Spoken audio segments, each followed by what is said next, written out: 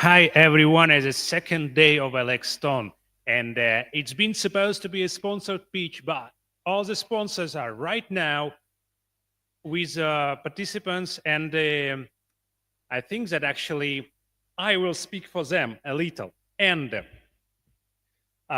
we have about 15 teams who are working on the challenges right now and progressing. We're expecting the pitch has been done today evening. And right now we are approaching our roundtables that we're going to start at approximately 10 minutes. So everyone who want to listen to the Sofia Drobuchevska and Alexei Kapterev, please join us to this live in about 5-10 minutes, and we're gonna make it. And right now, let's wish a great luck to our participants who are challenging at the challenges like chat, Vexa AI, and ITS.xyz, whereas they recognizing blood vessels, working on the meeting assistant, and with the AI EdTech platform. So thank you very much, and see you soon. Stay tuned in the Discord. You can find it in the very bottom of our website. And connect to this live. We're going to start the round table. Thank you very much. See you soon.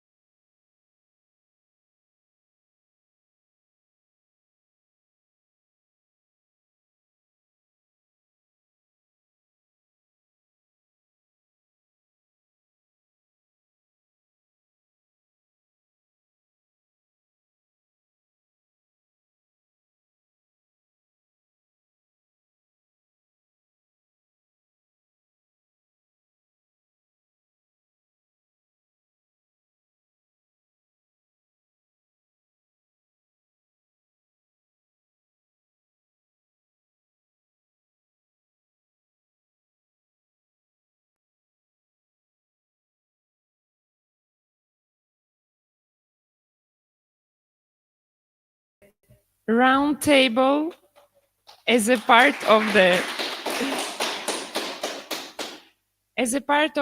Lxthon, while hackers are finalizing their solutions, they are still having 2 hours to finish before pitching their solutions to us. And for sure, we are here also to help our hackers to prepare their presentations, and we are going to talk today about the mystery of pitching. My name is Galina, and I'm today with Sofia and Alexei. Sofia, which is also Sonia, is a deep tech startup expert and founder of DeepSync EU, with over a decade of experience helping early stage innovators secure EU grants and build powerful, fundable narratives. She specializes in connecting science-driven startups with capital and ecosystems they need to grow without giving up equity. Before I switch to Alexei, Sonia, how many startups have you supported so far? First of all, it's my pleasure to be here, and thank you for invitation. And probably the following speech that I will spend like for next few like minutes and maybe hours, it will be from bottom of heart because I been in like startup ecosystem for over than 10 years, and ever since it relates to startups in terms of pitching, in terms of investments, it's kind of like I try to be like very natural in this topic. By answering to the question, it's a very tricky question because usually I didn't count, but during the year, I guess like it's approximately 100 startups per year, like usually.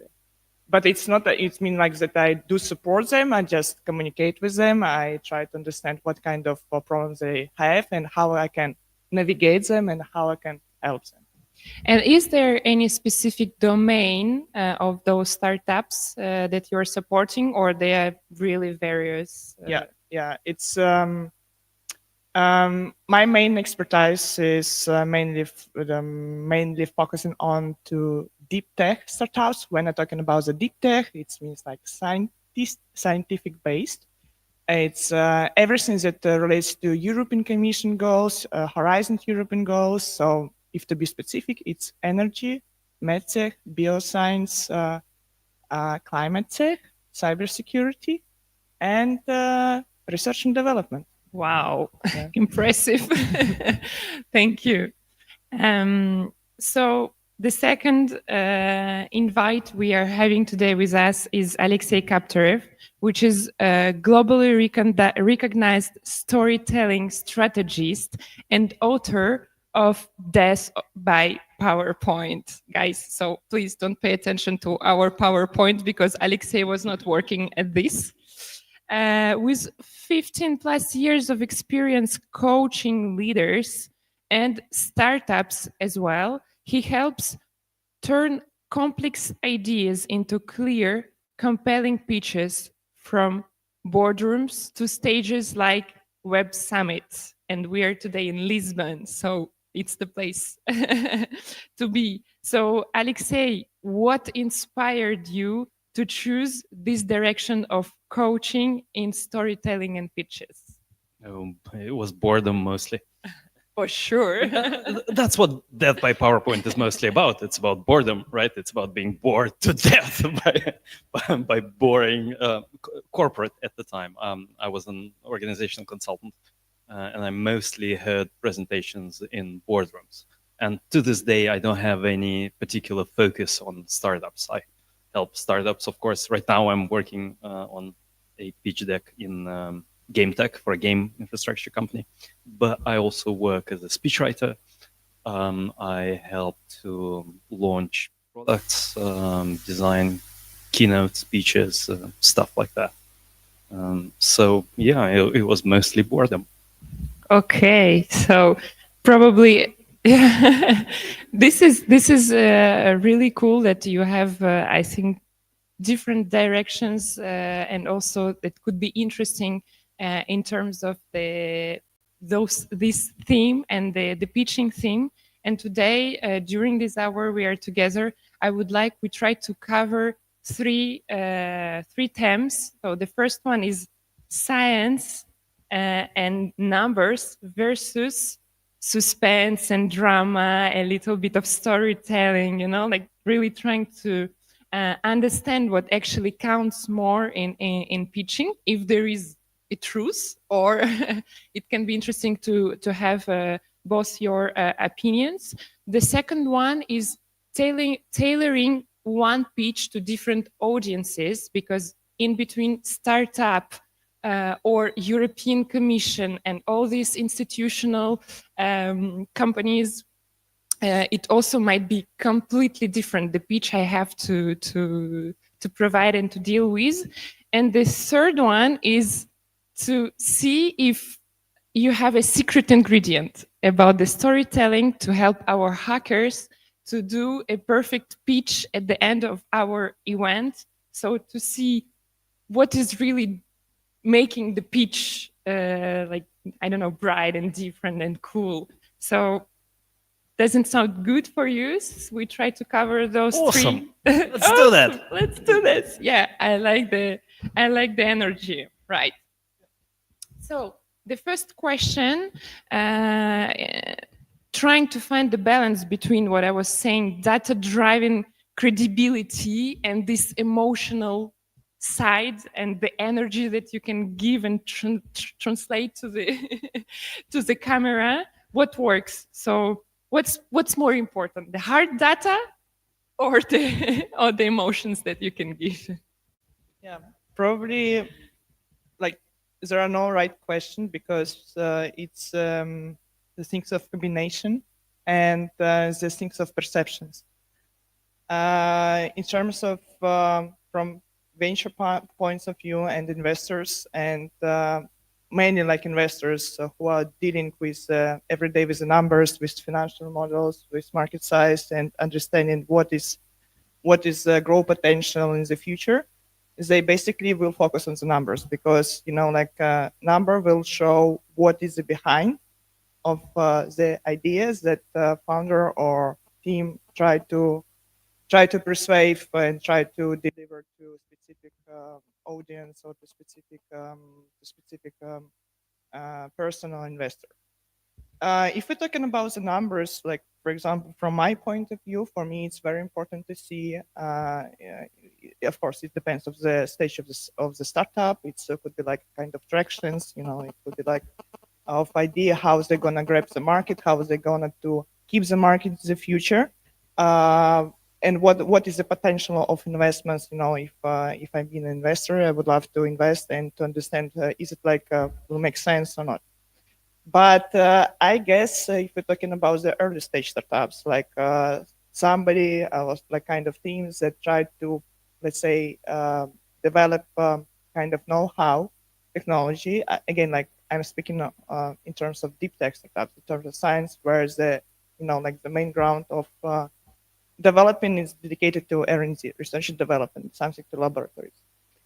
For me, it will be the most important fact is to understand how you're going to be stand out on the market, what is your competitive advantages, not in terms of what, but how, and like in terms of numbers as well.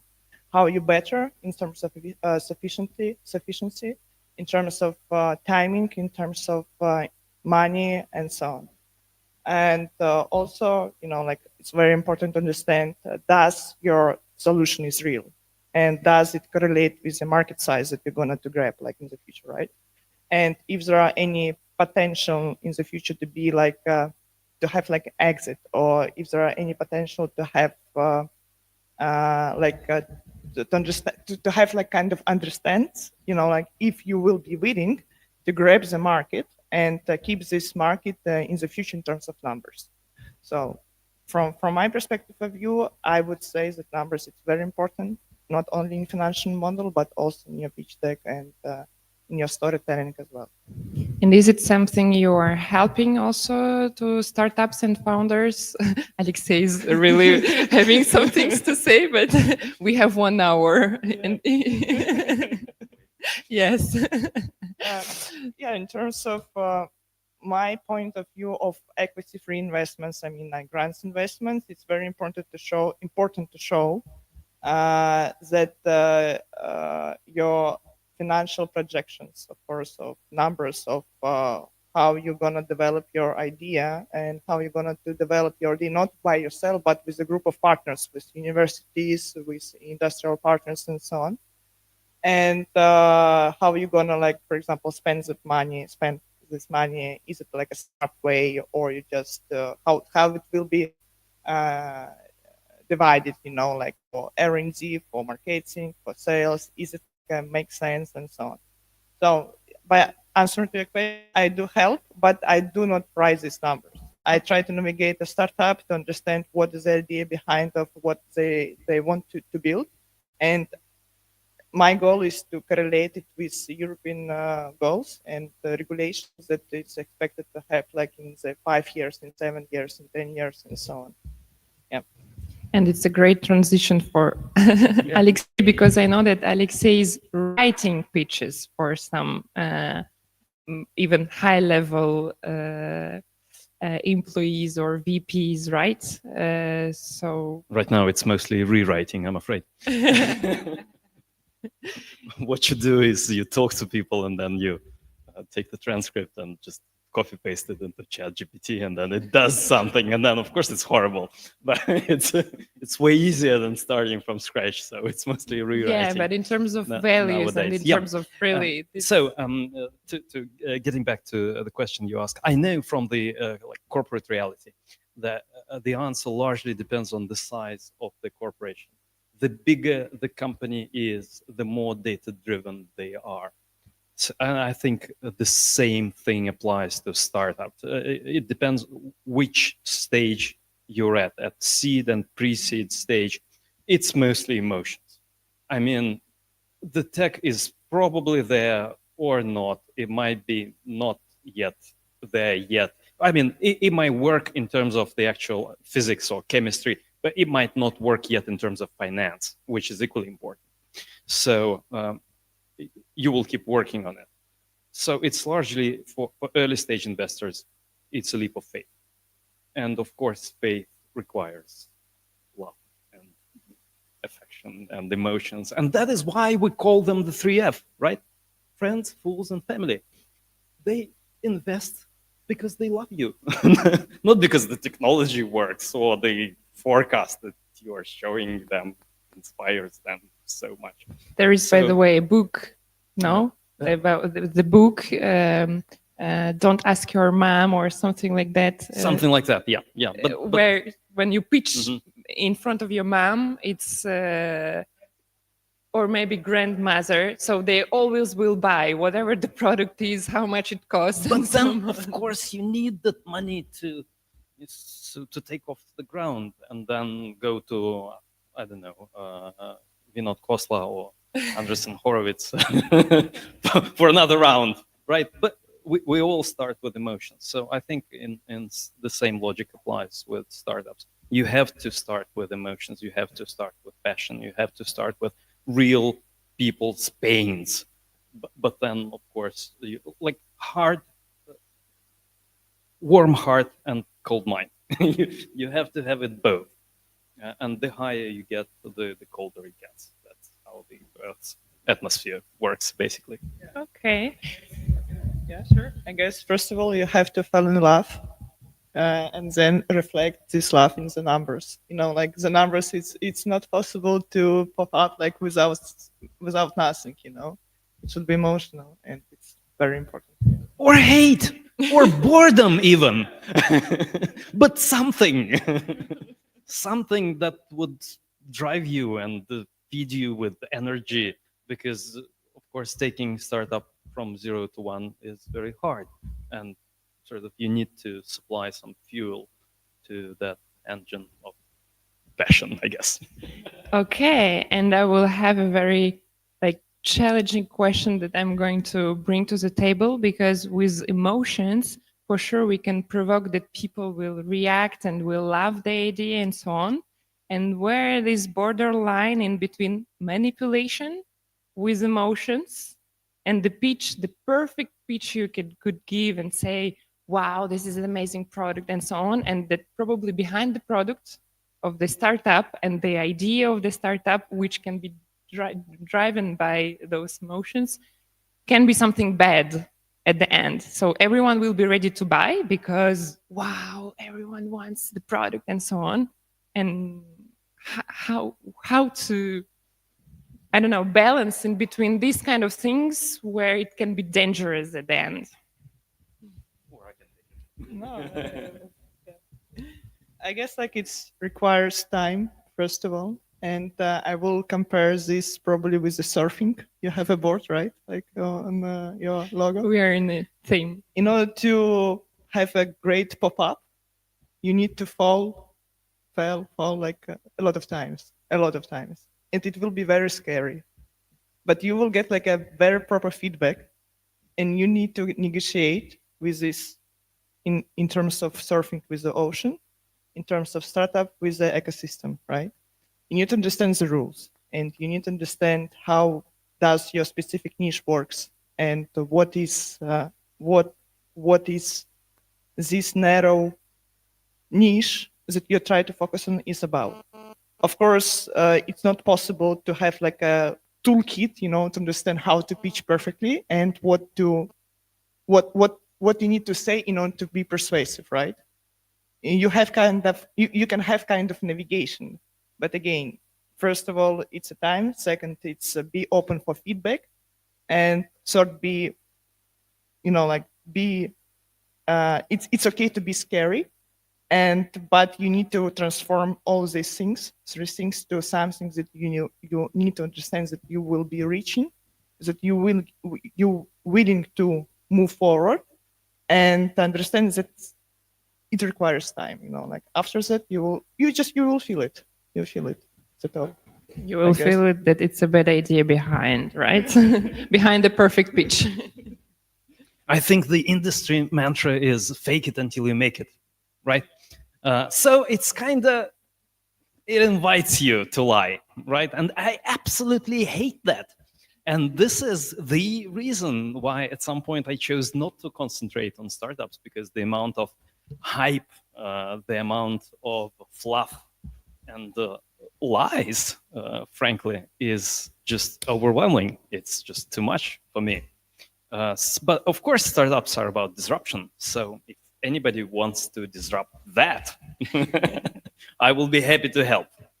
So I think it's largely the question of your own sort of ethics. And of course, I mean, if you aren't prepared to break some of the boundaries, you shouldn't be in the industry, right? Startups are about breaking boundaries. Should we break all ethical boundaries? Probably not. Should we break some of them? Probably yes. I think most startups do at a certain extent. So I think the only sort of thing that separates really successful, not only in terms of finance, but also in terms of morality. You can be successfully moral, like Uber at a certain point became morally bankrupt, right? They just overdrew their bank. They were too bad. And then, of course, Travis left, and the new CEO, what's his name? Koroshavi, or something like that. He came up and sort of reorganized Uber around better ethics, as far as I can tell.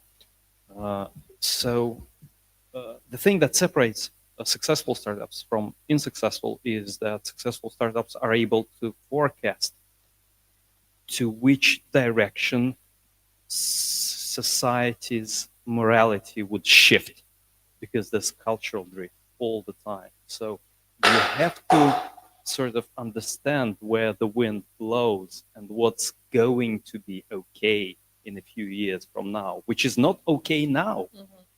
but what is going to be okay. And this is also part of, so startup should have a moral strategy as well as a financial strategy and product strategy. Yeah, for sure. And that's why I think it also like these kind of institutions that Sonia works with exist to moderate these kind of crazy ideas that can go really far away from. I think in Europe we tend to over moderate. Yeah, maybe. I think we need more crazy that's startups. another topic, but I agree with you that sometimes too many borders to keep the ethics, like you were saying, a very, very important topic without giving this freedom to think about like really next level of technology, because for sure uh, this topic is really I think key in artificial intelligence and this kind of things where we are really closing a lot of doors because of ethics as well in between human and technology and so on. All right, very, very interesting, deep ideas. Thank you for these different directions that you're bringing. And for sure, we are coming back as always to the balance of things that are important. So the next theme I wanted we to cover is about tailoring the same pitch, or maybe not the same pitch, but to different audiences. So in between private companies or investors that can be private or public institutions, specifically with those you're working a lot, Sonia. So how do we work with a pitch? What should we do in terms of different audiences? I guess like the main things that you need to deliver and show is how you're gonna to solve specific their problem thanks to your solution.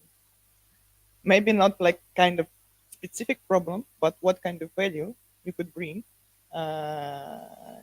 using your again technology solution approach combination of factors that you try to deliver and develop and so on.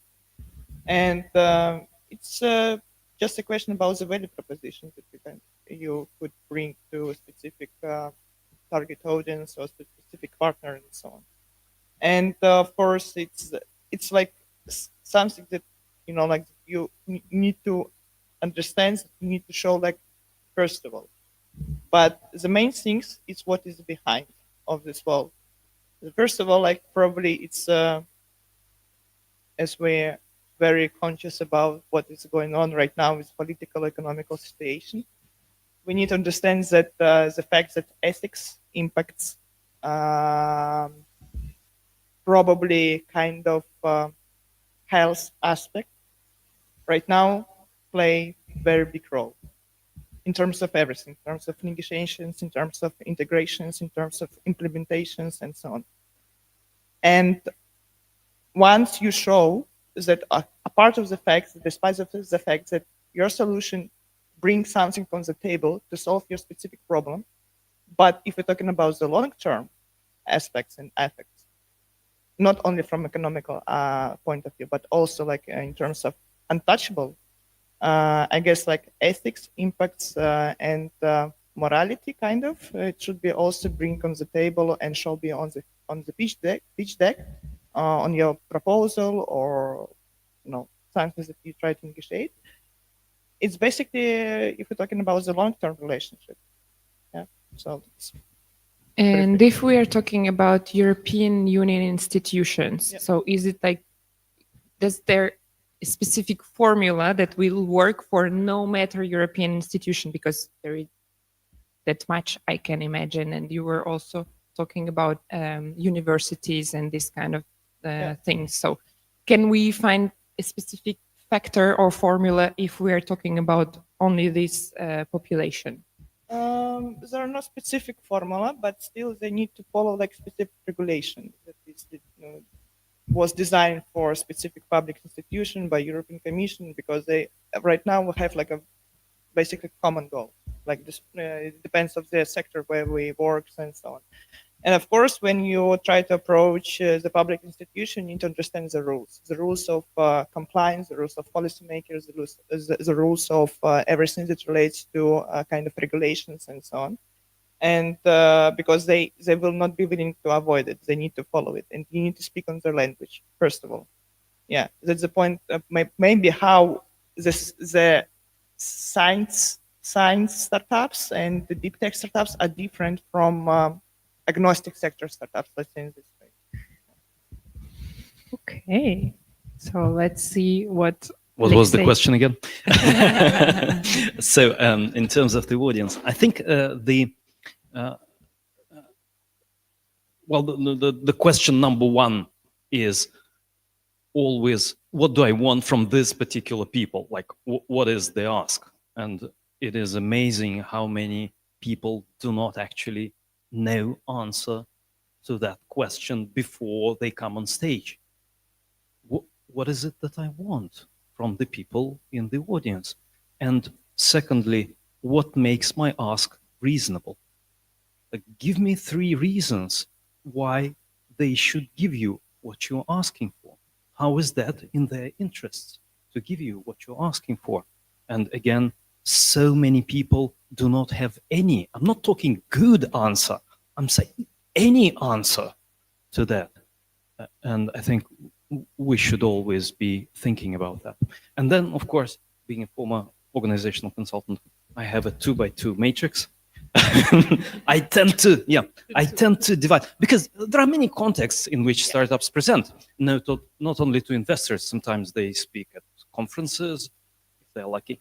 Sometimes they lecture at the universities because it's good for their sort of scientific relations, etc. So I think you should place your audience. Of course, it's going to be a scatter plot, like the audience is going to be all over the place. But generally speaking, there are 2 parameters: motivation and expertise. So there are people who are neither motivated nor expert in what you're talking about. These I call goblins. So, and what works with goblins is entertainment. It's a perfect audience for a stand-up gig, right? So what you mostly do, you do stand-up, you entertain people. You don't try to like inject some deep thoughts in that. They're not going to recognize that. So mostly entertainment, and then probably some name dropping as well. Then sometimes you have very expert audience which is not particularly motivated. And then, of course, here you do what Steve Jobs masterfully did. Because many people assume that his audience were like all Apple fanboys. Not necessarily. At least half of them were very skeptical people, tech journalists, developers who had conflict of interest with Apple, ongoing conflict of interest because of the fees, etc. So this is what really requires this grand master narrative that we, being consultants, we all pretend to be building for our clients. I will design you this thing that will help you to woo the audience. Then, of course, there are people who are highly motivated and not particularly expert. This is where you can do lecturing. If you announce an event and it's called "Few Insights into Technologies of Computer Vision," blah, blah, blah. Of course, it's going to be boring, but people expect that. That's fine. And then there are people who are highly expert, but also highly motivated. And with them, I think you shouldn't be doing presentations. I think with them, you should have a one-to-one conversation or something like that. The ideal slide is a huge diagram where everything is there, and then you sort of look at it and you make a decision. So with these people, you are in a co-creating mode. This is not a translation of some wisdom that you have. No, it's an interactive experience. It's very rare that you meet those people. So goblins, then elves, who are very knowledgeable but very tired. Hobbits, very motivated, not particularly knowledgeable, always need some guidance. And then, of course, magicians. Very few of them, like I think there are 5 in the whole Middle Earth saga, and you only see 3 of them. So yeah, and one of them is evil and another is mad. And this is a very typical boardroom composition as far as I can tell. There are 5 people on the board, 2 are always absent, 1 evil, 1 mad, and 1 is sort of We can for feel an, you. an experience of you seeing this setup. So yeah. Okay, so to conclude, does the one perfect pitch exist that will work with no matter the audience, or it's a myth? No. Say no. Okay, at least it's clear. So hackers, please know your audience, know what do you expect and then them expect from you. And today at the end of the coding that will soon finish, make sure you prepare different pitches. That's the Well, let me digress a bit. I think what Jesus did, that pitch he did, really worked for like 1 billion of people. Well, this place is already taken, so.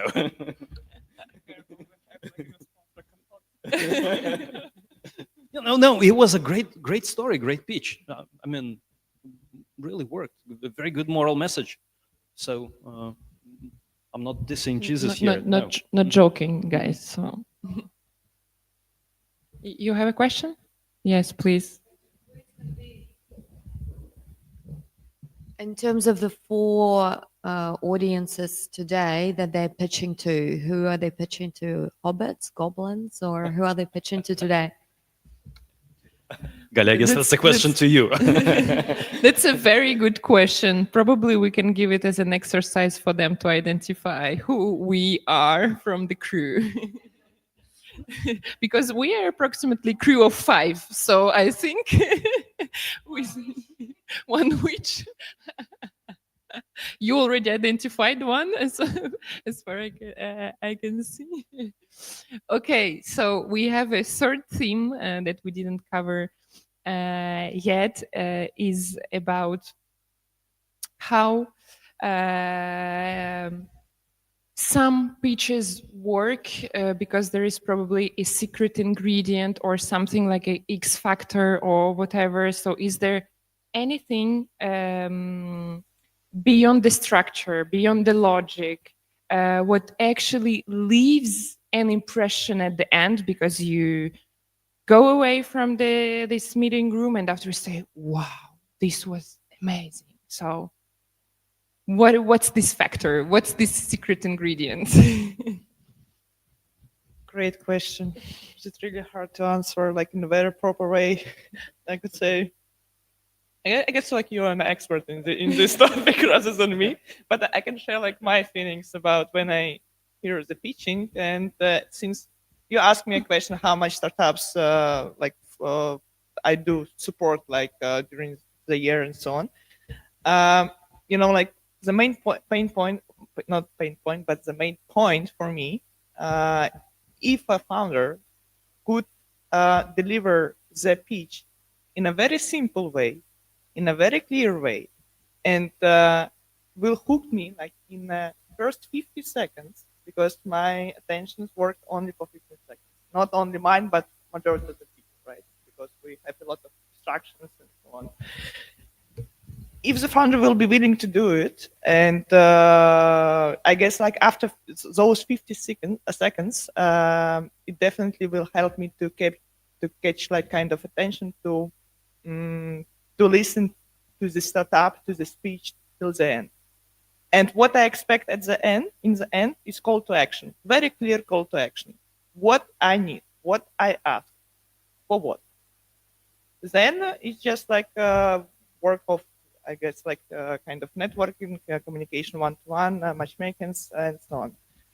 But you need to deliver your, I guess, like idea very clear and very simple and in very sufficient way. That's all. Nothing. You don't need to build like, like buildings or like blocks and so on. Just show like fundament and show like the basic, and that's all, I guess. And as you have started this conversation to speak from your heart.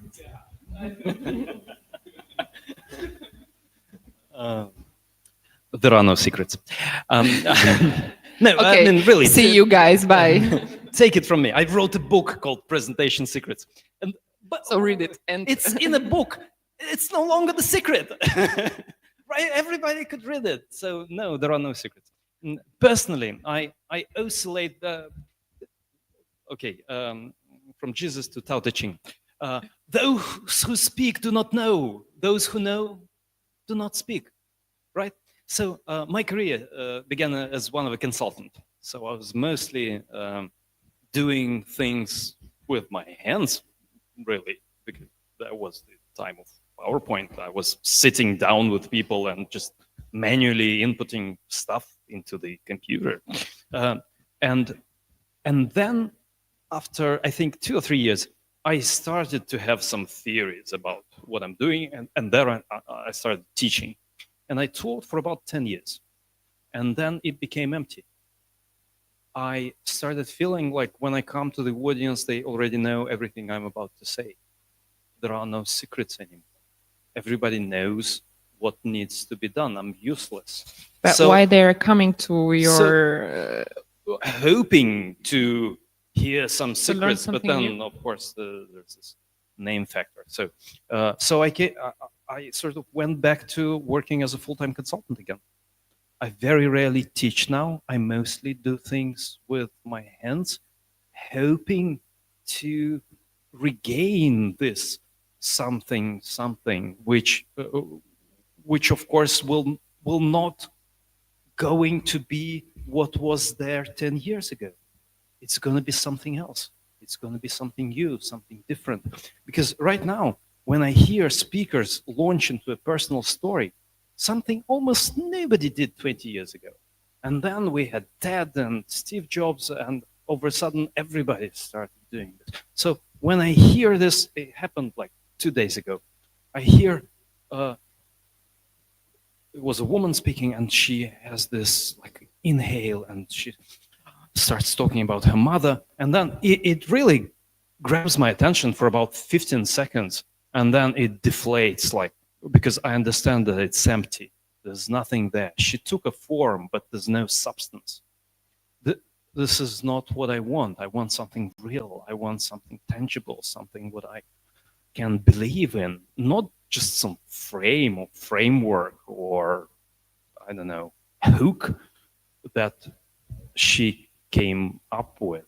So no, once you capture it with words, it's alive for a while, but then it just dies. You have to reignite it with passion, with something that can no longer be described. And then we go through that cycle over and over again, each of us.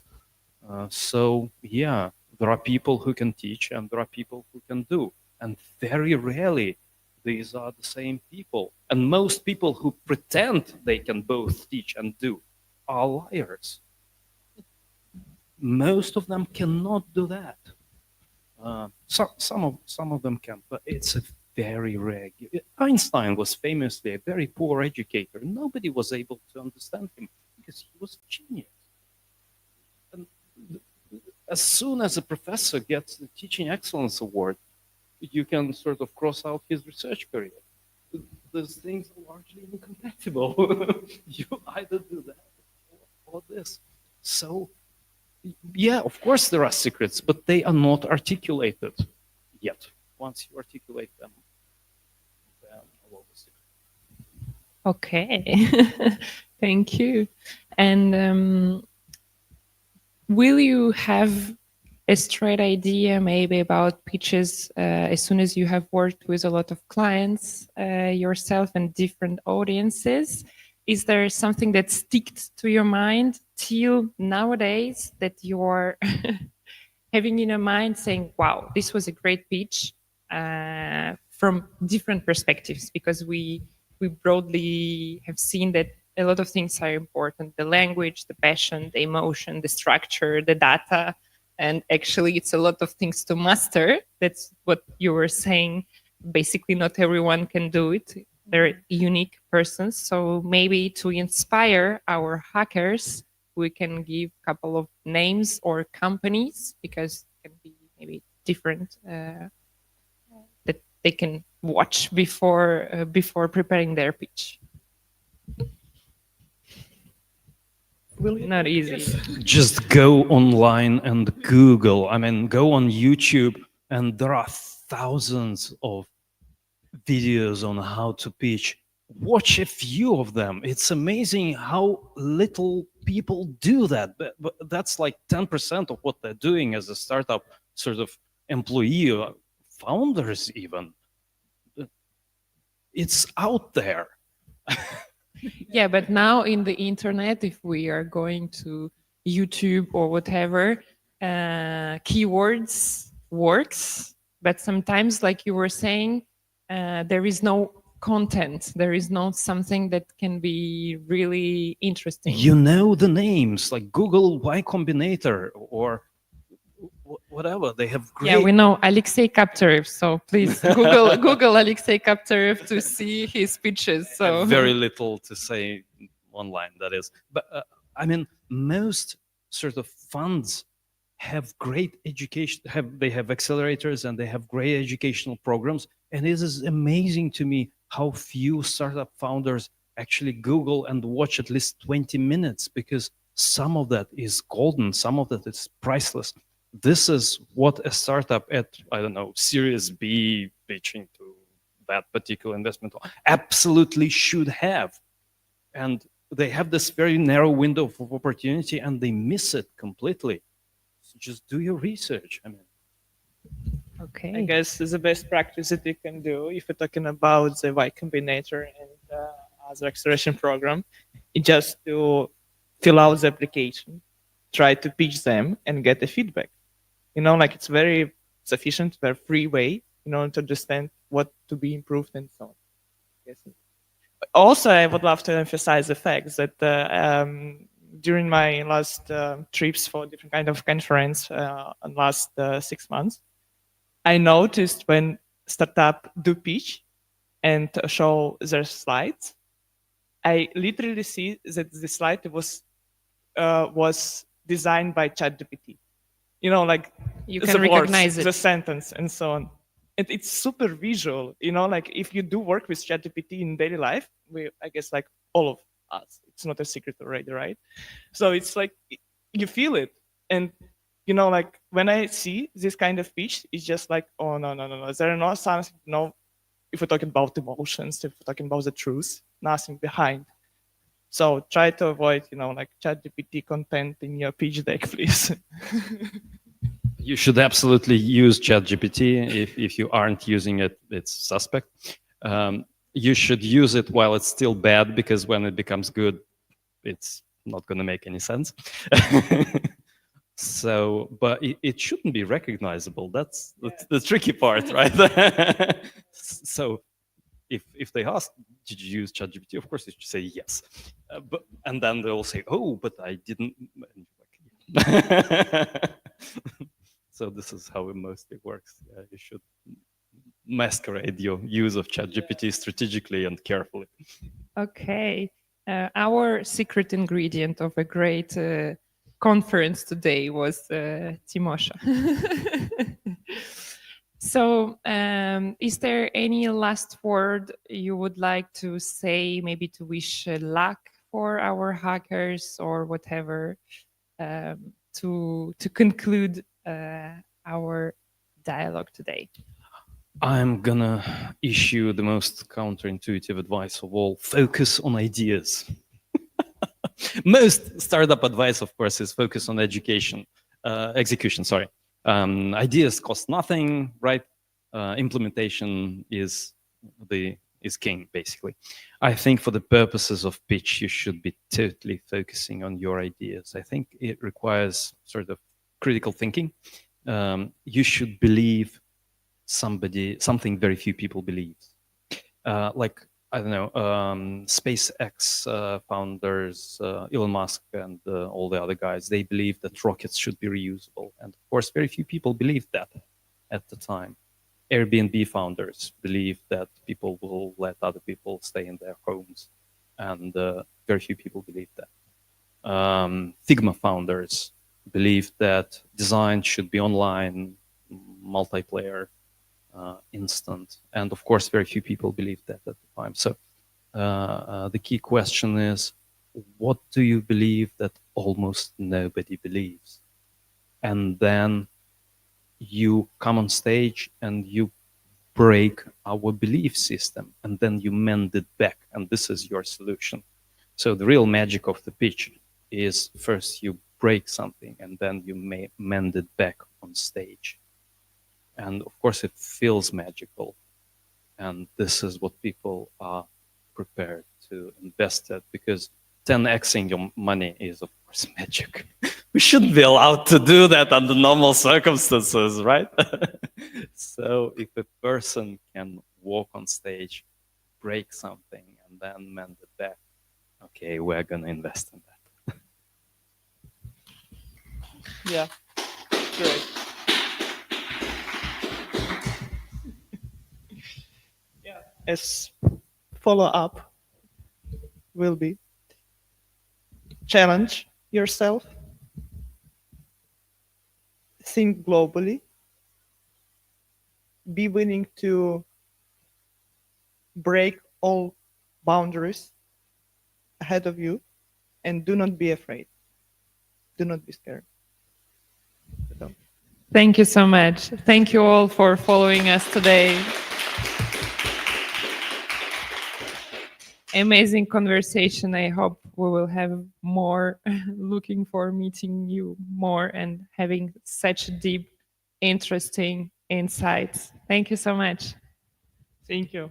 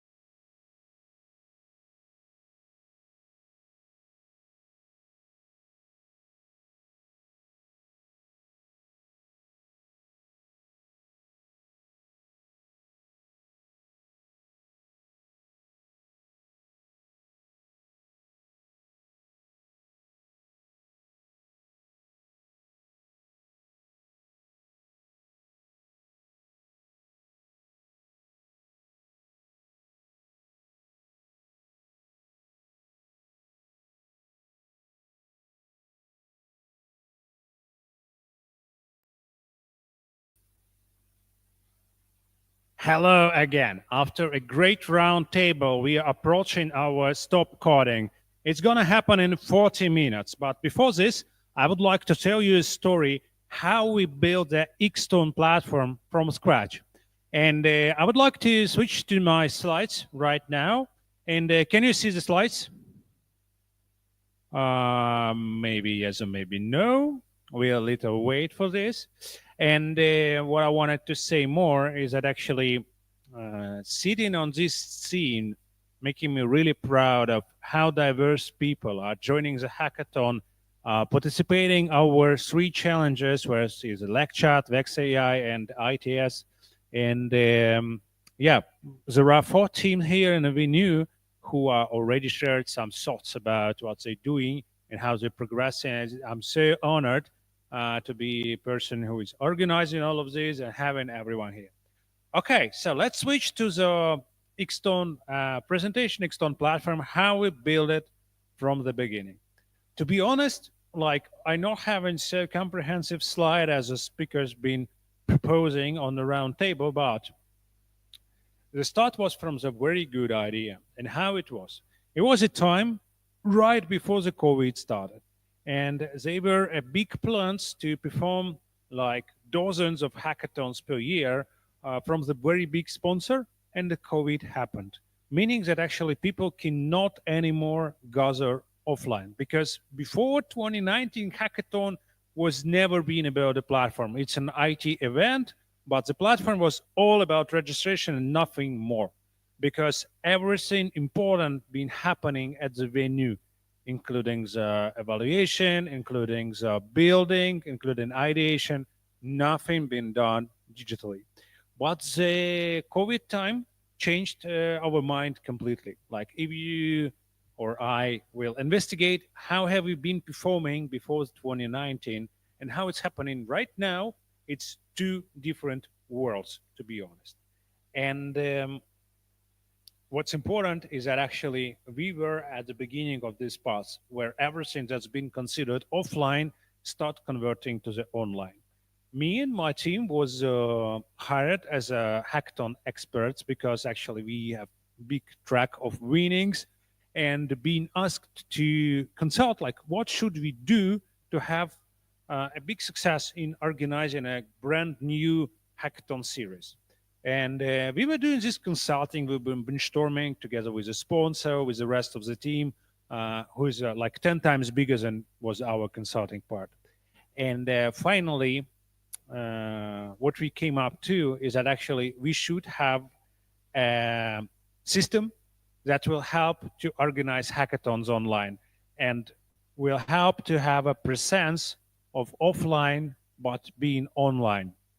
The problem is that actually there were not so many on market, and it was kind of creating a new solution.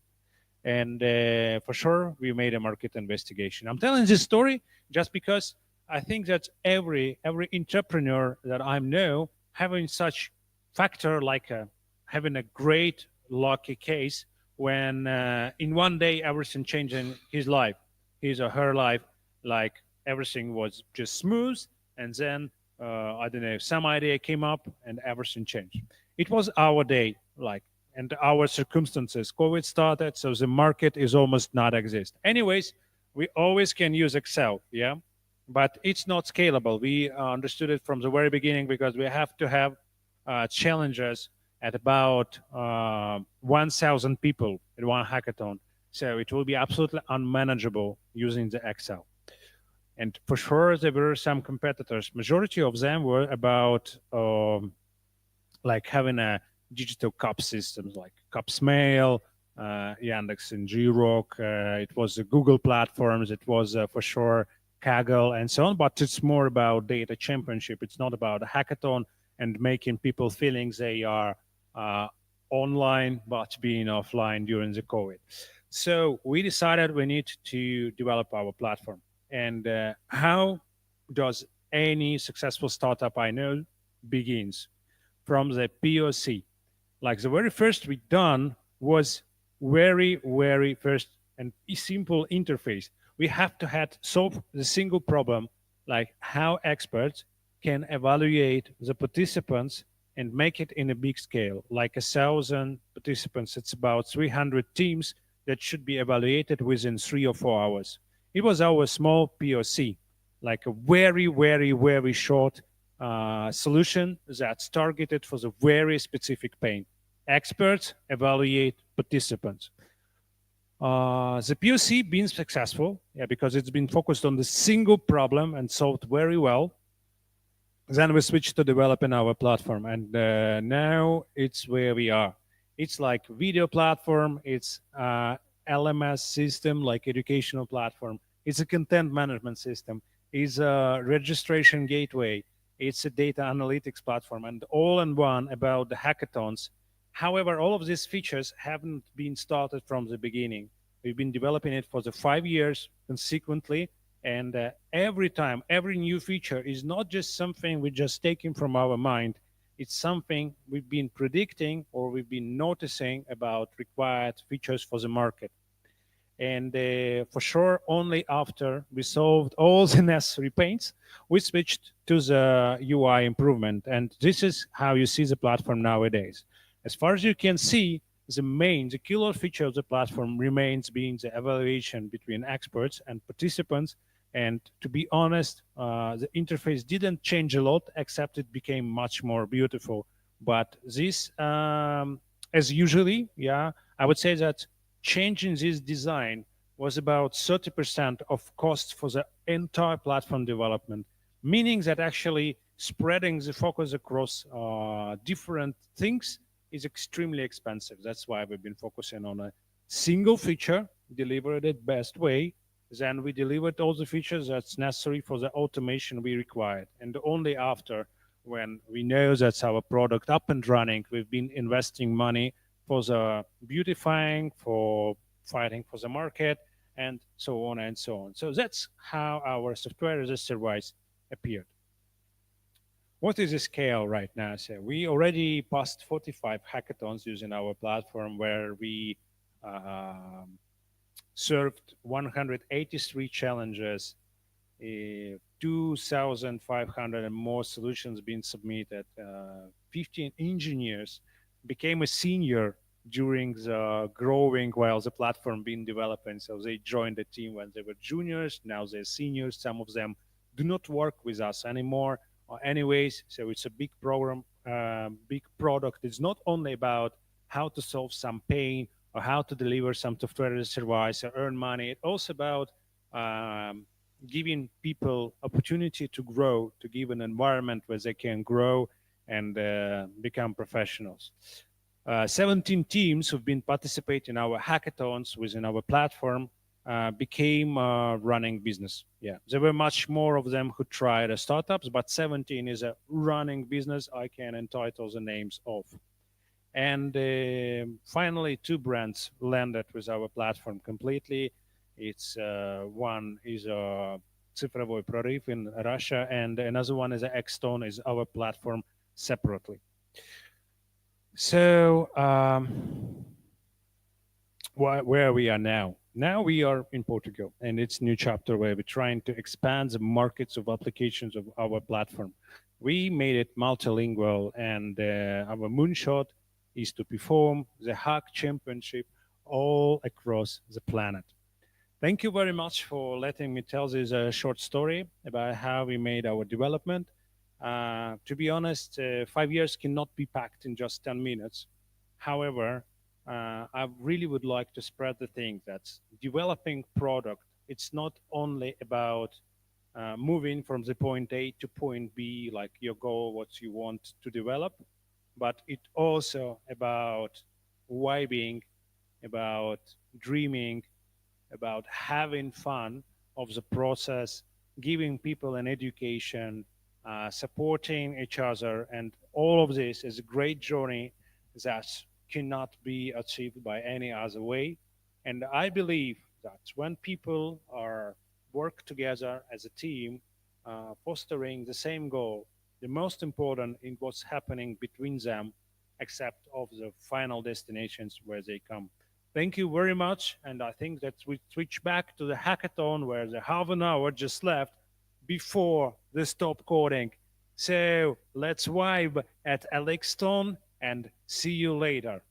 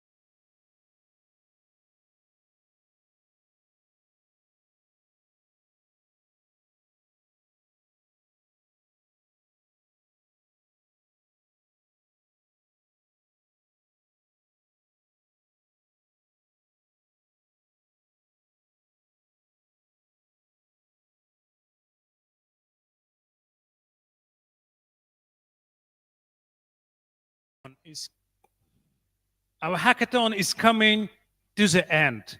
In 10 minutes, we will have the pitch of the solutions that's been developed for the last 24 hours. Thank you very much for everyone who joined us today. And we're gonna put the live of the pitches for every challenge we have is a leg chat, Vexa AI, and blood vessels recognition. So please connect to this live, stay here for those who connected already. Don't forget to put likes, comments, and subscribe. We are going to have pitches very, very soon. So please be ready for the teams. Yeah, be ready to present your pitches according to your schedule that you can find in your dashboard, like a personal page on the website or the platform where you submitted a solution. Repeat the last time your speech, check your time. It's in Lisbon. It's a Lisbon time in your dashboard. So don't be late. Join our Google Meet link and pitch at your time. Everything the rest will appear at the moment where you join. We have a jury for every challenge that will put the grades and ask questions. So please relax. Everything's going to be fine. We're here to learn, not to develop the product of entire life. So relax, wipe, and have the perfect pitches. Gather all together, join the correct time, and pitch your deck, your solution as much as you can right now. Thank you very much, and see you in Google Meet.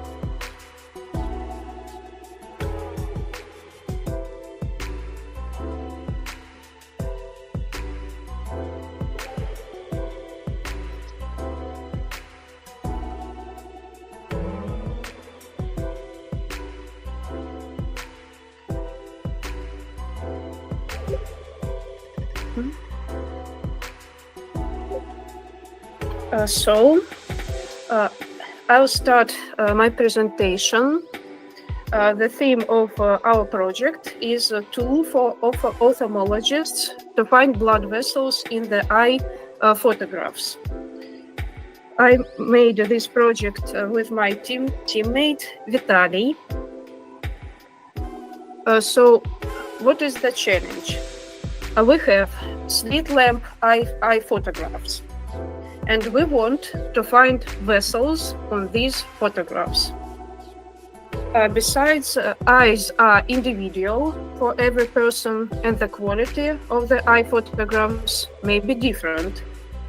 So it may be tricky to find blood vessels correctly on these kind of photographs.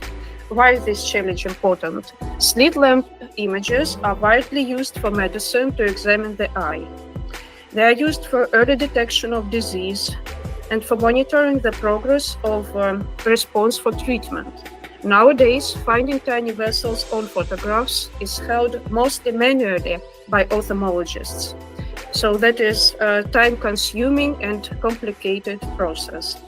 Good eye tool for vessel segmentation will be helpful in this case for more precise and faster detection of vessels on the photograph. What does the tool do? This tool takes the slit lamp eye photograph as an input and give black and white mask image with detected vessels. And this image can be used for further diagnostics. The features of our tool are automatical blood vessel detection and the algorithm based on neural networks UNet. We have modified the UNet model and built enhanced algorithm that uses deeper encoder decoder, special dropout layer in the neural network architecture, and also we use batch normalization. So this is a part of mathematical algorithm in the basis. We compared our model, enhanced UNet, to baseline classical UNet. F1 score for image segmentation shows the overlap between predicted pixels of the image and this mask made manually. So F1 score is a metric to evaluate machine learning models and decide what model is more precise in solving our task, segmentation images. We can see that enhanced UNet algorithm shows better results in precision. F1 score for enhanced UNet is closer to 1. Conclusions. We focused on developing the programming model to segment slit lamp photographs of the eye and finding blood vessels. The precision of the algorithm can be enhanced if we use more photographs to train model, spend more time to train the model, and further modify the architecture of the model based on UNet. So our tool is under development now. We made first important step, first version of enhanced algorithm to detect blood vessels. And we plan to do further user-friendly tool with UI for ophthalmologists and thus help to workers in medicine. So that's the main points of our project. If you have any questions, you are welcome to ask. Okay, yeah, I think sounds cool. Great work. I think you knew quite a lot about net model and how to use it during our challenge. That's cool. So I have a question. Could you please again highlight what results of F metric you have right now? So this is the results of a unit metric. In fact, we use different models. So I show only a basic model unit and the enhanced model that gives a better metric. And Okay. Yeah. Mhm. Yeah. So I understand results may be enhanced. So Yeah, my also question. So just was wondering, what is your visioning? What can be done, whereas to the data set or to the algorithm itself, to improve the quality much more closer to the one, so to be able to use it in production? as I could see during doing this project, image preprocessing plays a great role in it. There are different ways of resizing images, filtering them, and processing pieces of the image with a mathematical basis. So it can improve a model, improve the result, and I think there can be done some experiments with unit architecture, playing with its layers, and especially convolutions. And of course, using more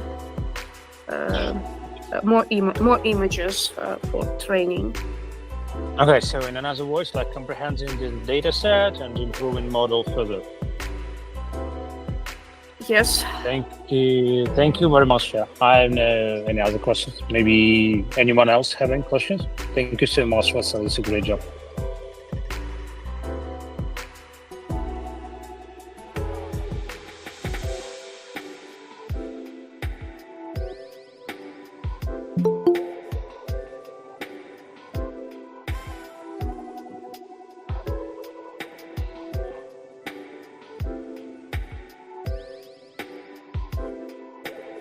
Oh, sorry. Okay, I think no more questions. So let's maybe proceed with further pitches. Vasilisa, thank you so much. It was really great job. Thank you.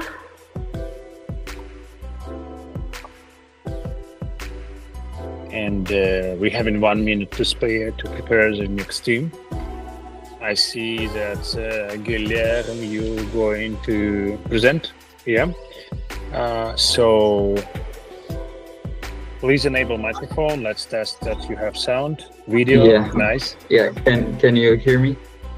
Yeah, we can hear you well. Nice. Sorry, do you mind if I just ask a quick question? Yeah, sure. Do you mind if we present, can we talk both during the presentation, or can only Guilherme talk? As you wish. I think, you can talk both. No problem. Okay, thank you. Thank you. Yeah. Guilherme, so you may start sharing screen. Yeah, Okay. Or whoever is going to do this. Okay. Yeah. And exactly 5:15, your time is starting there. Just give me a second. Sorry. Vask, do you want to share the presentation? Yeah, I can share the presentation, no problem.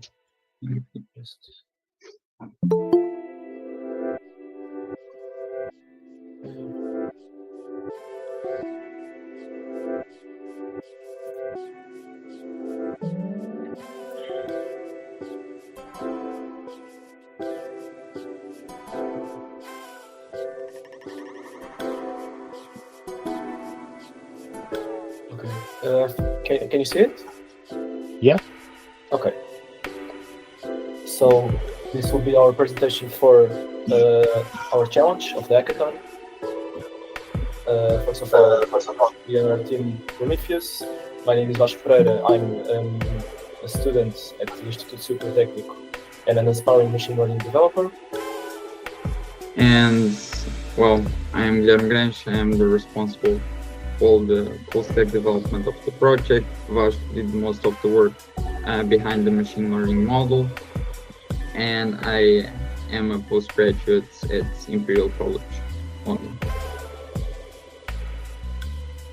Okay, so our agenda for today: first we'll give a brief introduction of the model, of the challenge, sorry. Then we'll show you our solution pipeline, our machine learning model, our user interface, a quick demo, and then an overview and the future steps for the project. So the challenge that was given to us was to segment blood vessels through images of the eye and to use the best computer vision approaches to solve this task. Well, first of all, we did vast research on machine learning models and solutions that we never knew we learned about. And then we began the testing, we developed a lot of models, and at the end, we chose only one, obviously. We created an API to use this model locally, created a front-end, built that Next.js and React, and then we deployed this interface that we show you off later. So, our proposed solution. The machine learning model that we used was a UNet model with an efficient net B7 as an encoder, pre-trained encoder, sorry. We use this pipeline because for our vast research, we thought this was the best one. As I said, we tested a lot of models, and this was the one that gave us best results. As you can see, if you are interested, next to the presentation, you can see the paper that used this model, pre-trained. So, our solution steps. First of all, we created the mask images from the GeoSun files that was given to us. Then we resized all the scans to 512 by 512 to give a quicker train of the model, and then we split the training data into 80% for training and 20% for validation. We built and trained our model, and then we plotted the Lxthon score and loss metrics, and then with all of this at the end we can predict new scans. So the metrics that we used. We used two loss functions, dice loss and binary constant entropy, and we use three callbacks. The model checkpoint that basically give us the best model throughout the epochs. If the best model was at the 20th epoch and we finish at the 30th, we get the 20th model. Then reduce running rate on plateaus. If the model doesn't improve for 5 epochs, the running rate will be divided by half, and then there is stopping callback. That if the model doesn't improve by 20 epochs, it stops serving. This is our performance. As I said, we trained various models. These were the 3 bests. We used this purple one, the UNet was efficient net, that gave us almost 0.8 F1 score and a bit shy of 0.7 on intersection over union. As we can see, all the other 2 models were a bit behind on these metrics. This is our output. We used, as you can see, the original image from the test set. This is our predicted blood vessels, and this is the blood vessels highlighted in the image.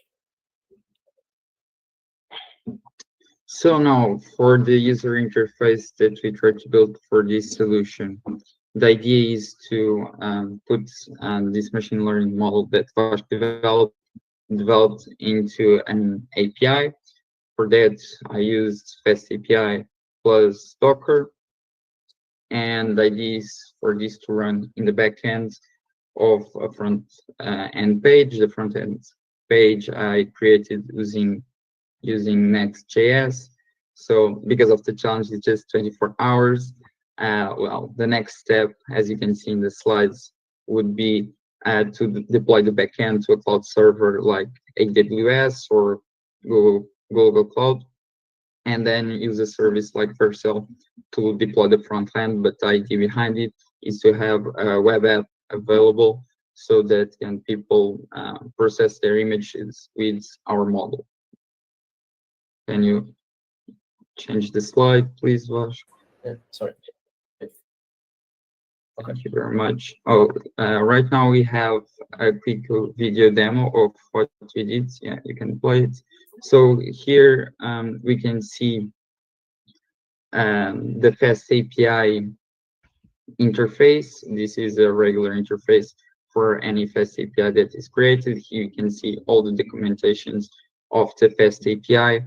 The Fast API has several endpoints. One endpoint to verify if like the one that I'm showing right now in the video is a health endpoint, which shows if the model is correctly connected to the Fast API and if everything is working well. And then we have a few more endpoints to make predictions, to get back the details of the model, their architecture, the number of parameters, and so on of the model. Okay, I'll Then show you all the front end. maybe if you can skip. Yeah. Right now we are showing the front end page developed in Next.js.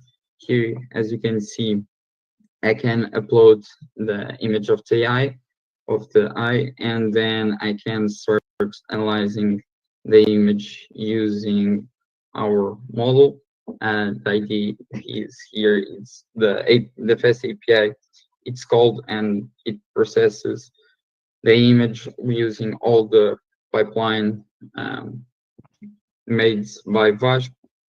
Here we have a slight issue because the model that is working on the front end, it's not the best model that we achieved. So in the previous slides, we show you our best results that derive from our best model that Vash talked about.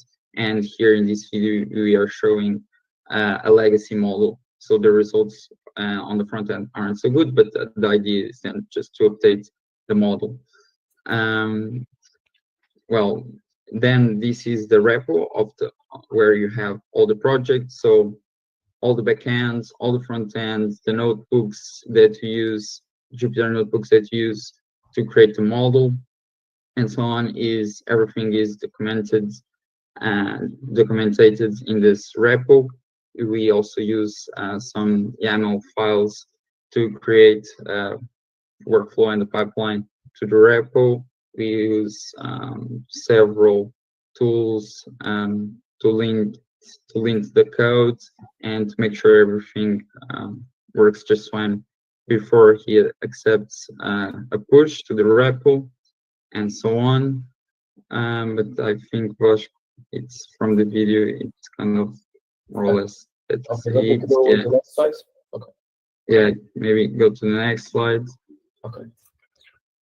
So yeah, this was our video demo. Then I already talked about the GitHub repo on the video. I think there is no point on keep going about it. So this is our overview of the project, the tech resources we used, the tech stack of the project. So we have Next.js, TensorFlow, Fast API, Docker, NumPy, and so on. Sorry, for the next guys. steps, yeah. Your time is almost out. Okay, and it's just the last slide. I'm going to just finish it. For the next steps, I mean, this is a big challenge for only 24 hours. For the next step, of course, continue improving and iterating the versions of the architecture and the preprocessing pipeline workflow to create the model and process the data sets. And of course, keep improving the front ends as well as the optimization of the back ends. And then, of course, as I said before, upload the back end to a cloud provider and deploy the front end in a service like Vercel. So, and then this is our presentation. We are Prometheus team. I hope you have all liked it, our solution to this amazing challenge. Yeah, if you have Thank you. any I would doubts. like to ask very fast question because we really out of time. We should be in timing. So the question is that what exactly is this additional model brings you to the quality? Like how does it work? Okay, I mean, so models that you added to your net, yeah. yeah, okay. So first of all, we did the pre-processing of the data. We transformed the data from the original sizes to 512 by 512, and then we normalized the data. So every point, since it's RGB image, we transform it from 0 to 1 only. Each pixel goes from 0 to 1, so it's better for the model. And then we use the pre-processed pre-trained model, sorry, the UNet plus a decoder called efficient net B7. That's it. It's supposed to be the best efficient net decoder. So basically, that's what we added to the vanilla UNet. We also used as pre-trained. We used the image net, the pre-trained weights. So the training was faster, and that was how we achieved this F1 score.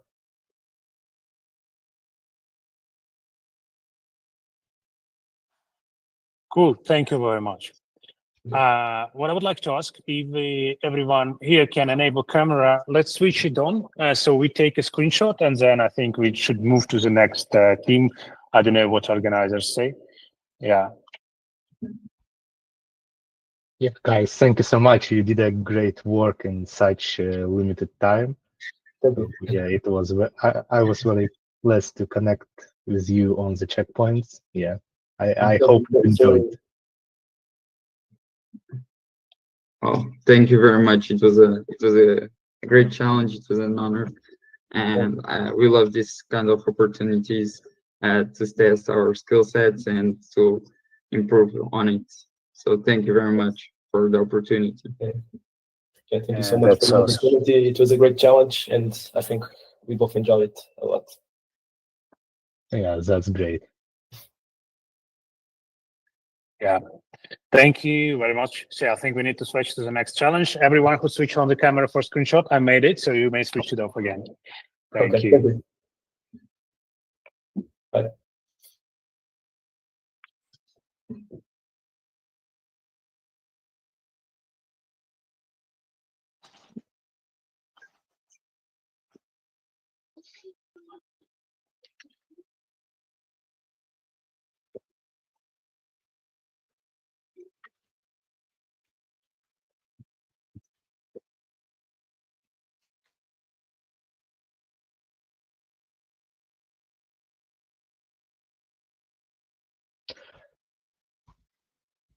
Okay, we are continuing with Vexa challenge.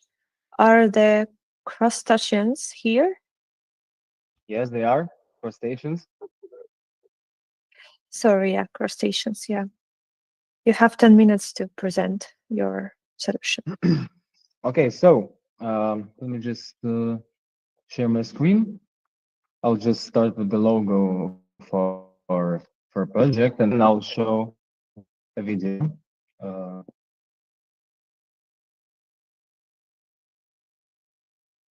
Okay. So my name is Tim. I'm representing the team Crustaceans. My teammate is Hamza. He isn't here, but you will see him in a bit. So stay tuned for his appearance. Our project was to develop a tool using the Vexa API. In our case, the problem that we chose to solve was to make a tool that would make it so you would never forget anything that was said on a meeting.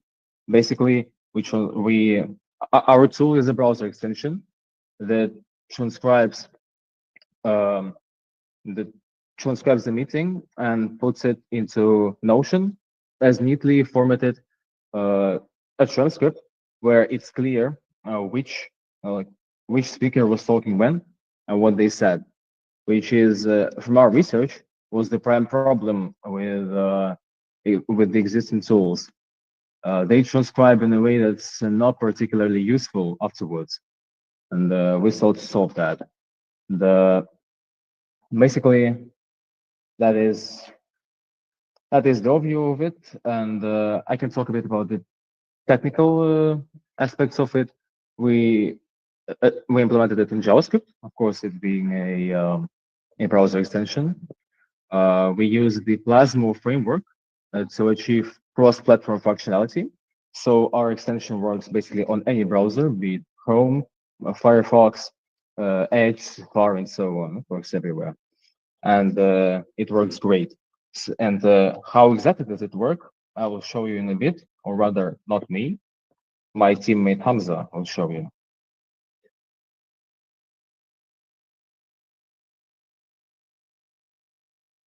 Can you hear him? Yeah.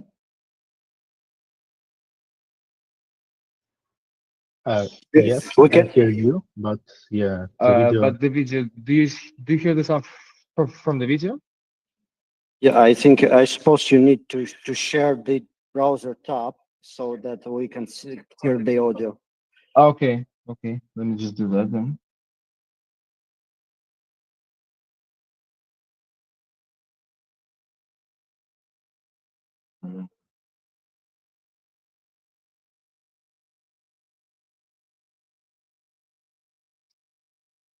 Okay, that's not what I wanted. Just a second.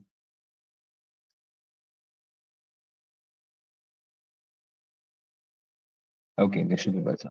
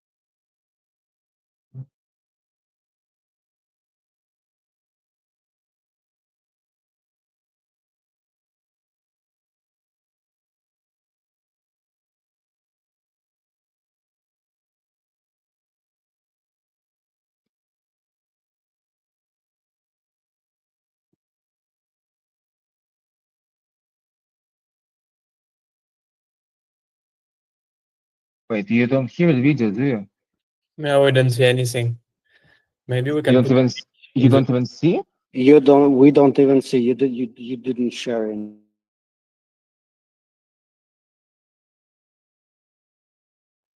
Need to share the browser tab so that we'll see and hear what you're sharing. Yeah, but I did do that. I'm sorry then. Yes, yes. Now we can see this.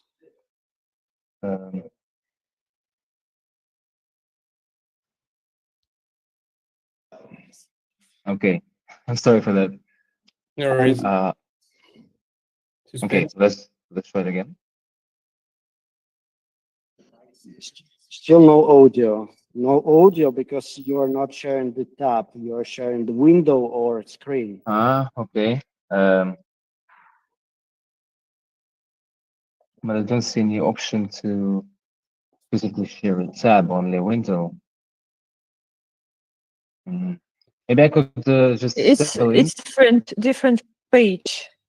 When you choose what to share, you should like choose the window option up there. Yes, I do. Yeah, I just choose the option to share the window, but there's no option to Chrome tab, yeah. I'm not using Chrome. I'm using Firefox, so maybe that's my problem. But I don't Okay. have Chrome installed. Maybe I could send the link in the chat and someone would share it. Yeah, I think it's if you choose through Chrome, there is a toggle to. Okay. Okay. Let us share. Let us share this in Google Chrome. Okay. Yeah, that's good. Wait. Now my screen is stuck. Wait.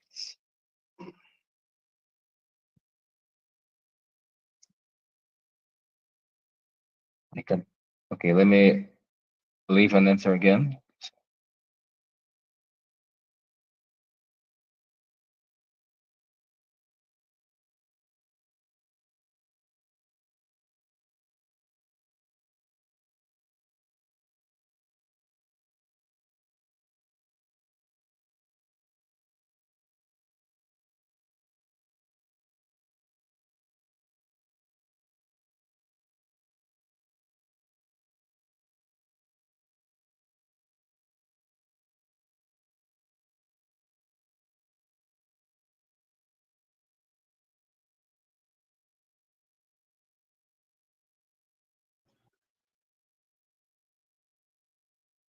Okay, guys. So yeah, let's wait for a while for the presenter. But yeah, I think we have to also Maybe, move. maybe we can switch presenters so that the Yeah. sharing could present later.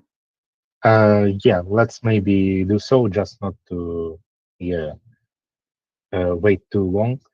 So do we have Barocca Ricardo from Barocca team?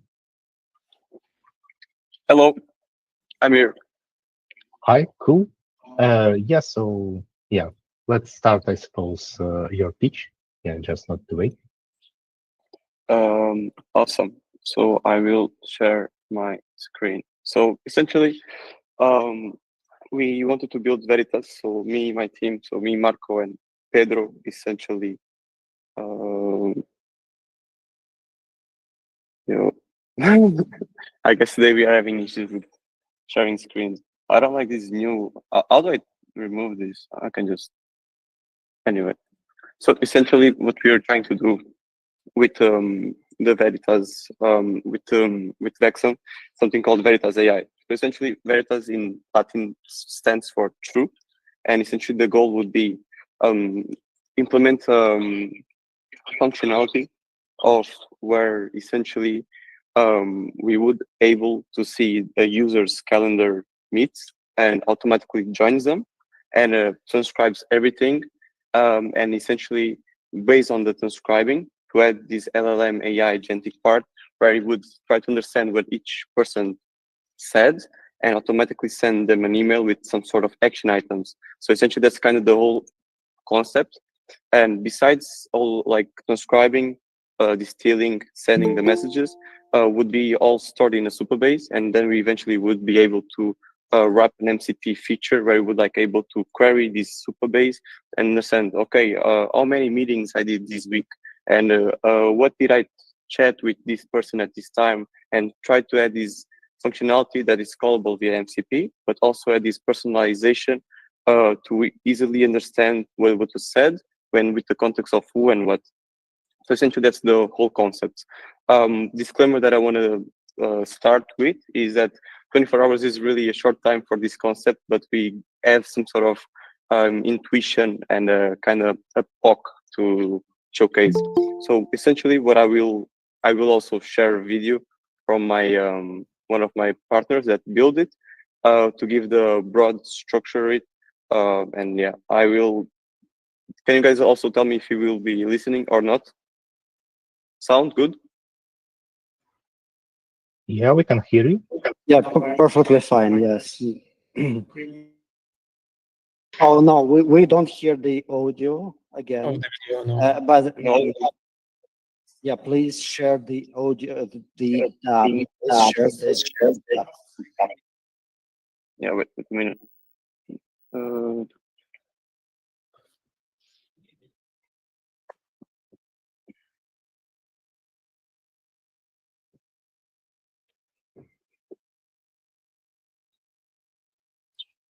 to have you have access to access Google to Google Calendar Calendar. and is able to join meetings with you to make transcripts, make further actions, relate to people that also join their meetings and talk to them.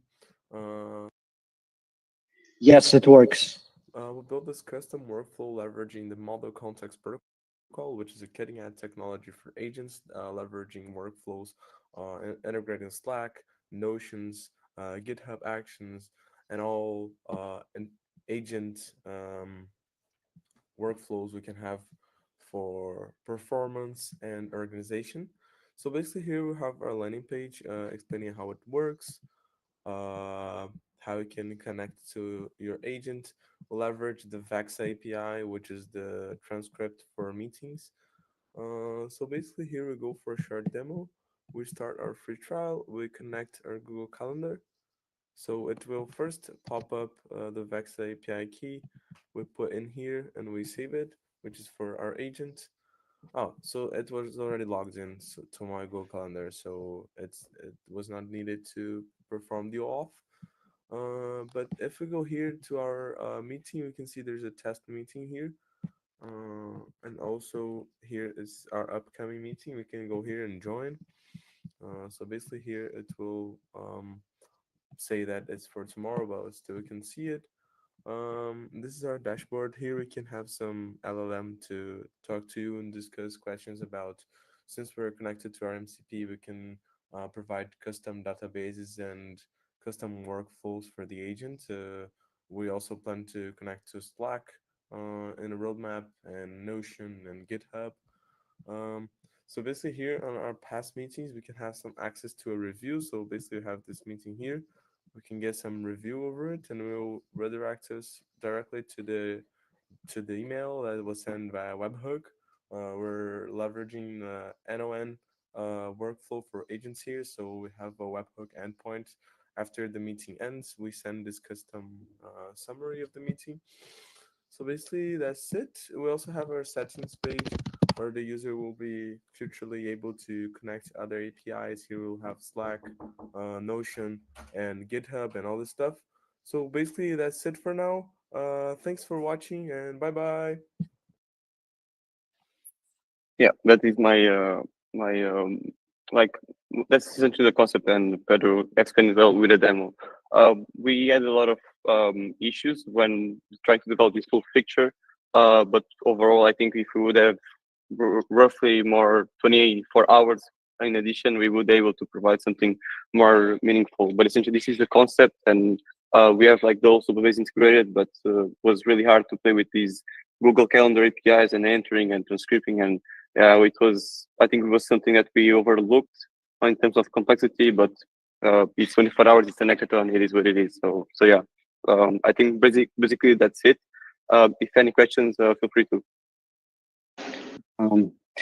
How much time do we have, guys, to discuss this case?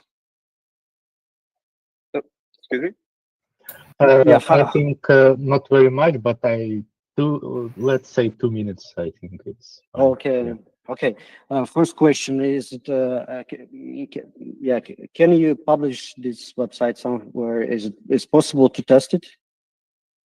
Yeah, the Vercel is having some issues with authentication, but the repo is open, and we can have a chat after this if you want to see everything in detail. Yeah. You worked into you, Ricardo. You worked into you are Ricardo and your partner. I'm Ricardo and my Pedro and also Marco. We three build this project. Okay. You see, and how did you distribute it, the tasks between between the three of you? Essentially, one of the persons was to make the UI. I mainly played with the webhook and integration on the backend because essentially I was having a lot of issues with the edge functions on Supabase, and like I was trying to have like cron jobs to always detect how the things are working, like to get go automatically into the Supabase, join the meetings and so on. So essentially what I did, I mainly work on the part of send email, webhook, integrate the Supabase, and Pedro set up mainly the part of Google Calendar API, transcripts, and Vexa. So that's kind of like how things distributed. Okay, and the third person, we've been doing the UI stuff. Yeah, correct. The React. Yeah, Next.js. Yeah, and you've been using Cursor, wipe coding, or how did it shoot it? I would say 80% was mainly Vibe. Okay, thank you. So yeah.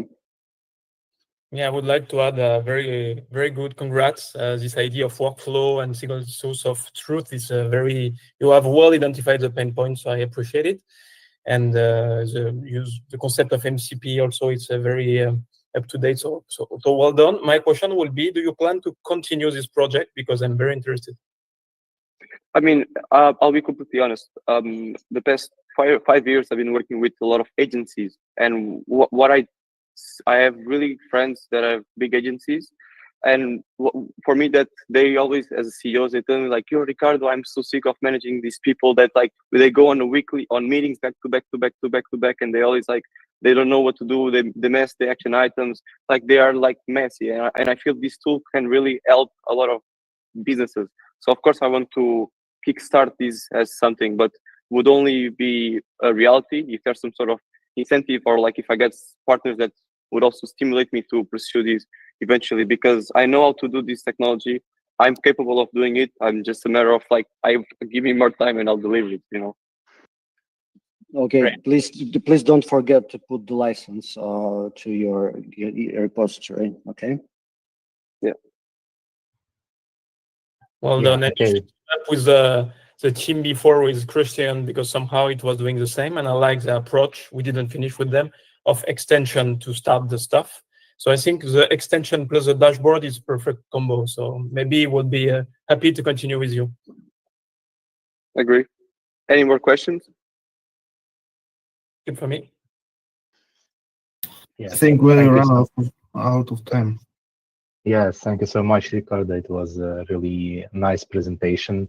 Yeah, but we're a little bit late with our schedule. So let's start without no delay with Santa Maria team. Do we have a Konovalov Nikita with us? Yes, right now either. Nice to meet you all. I want to present our own solution of this hackathon. We prepare Google Meet Assistant bot for summarizing conversation from Google Meet in Scrum technology. Well, I want to show you how it works. One please.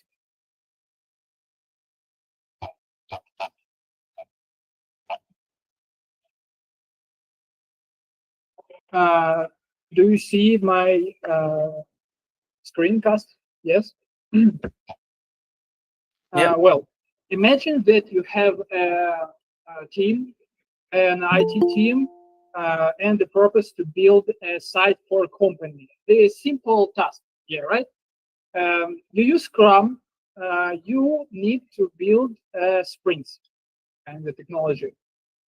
Well, you do a conversation and talk each other, set tasks, etc. And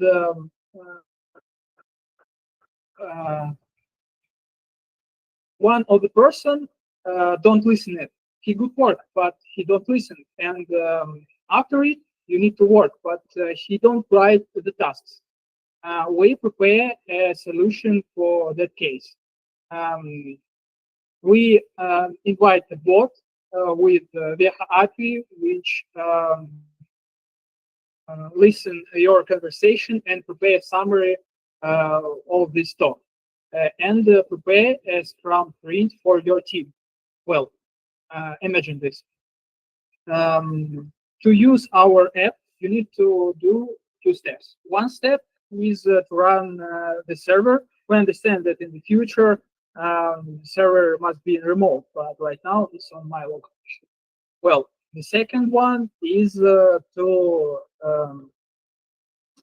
download the extension from the shop. You can see this is our extension. What you need to do right now, you copy the link, pass right there, and invite the bot. Give me us a few seconds where our master want to invite it. Well, I want to say that it uses the API and it can understand many languages, not only English. This is a big choice. I ask you a favor to allow bot to, this is Santa Maria bot wants to allow to ask. Please allow to present. I say, please, what you rate?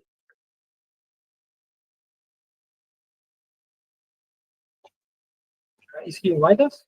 So it's we need to let the bot get into this specific conversation. It's going to be a live demo. Yes, right? bot is here. Okay, he was asked. Right now, imagine a little talk like, hello, guys, we need to build a site for a company. We have 3 developers, like 2 backend developers and 1 front-end developer. Please, I give a word to our backend developer.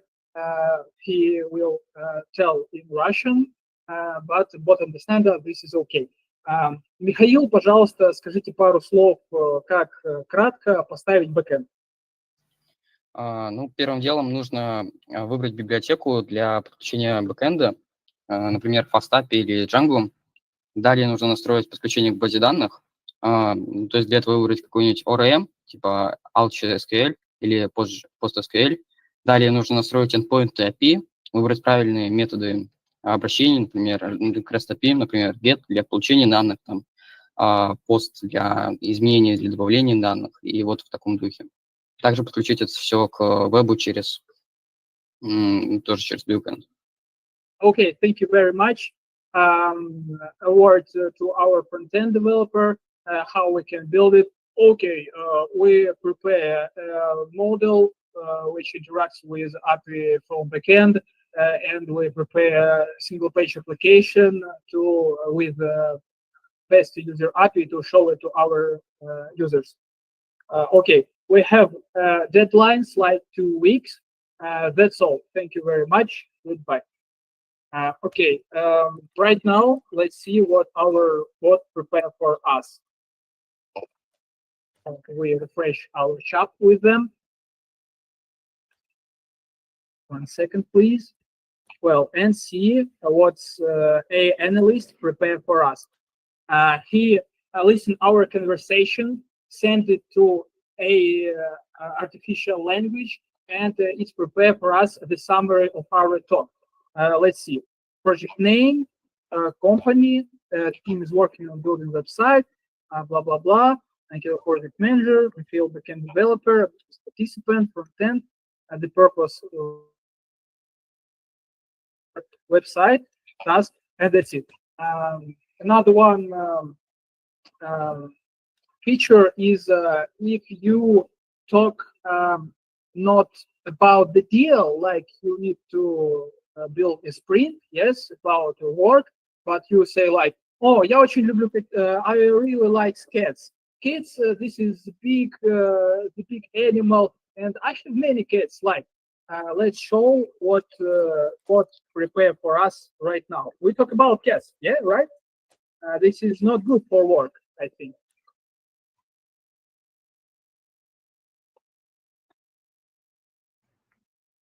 Oh, we need to wait a little long because it sends like every 1 minute. Yeah, Nikita, I'm so sorry, but yeah, please let's move to questions from juries because yeah, we don't have so much time. Yeah, thank you for your presentation. Okay, I showed you all the things.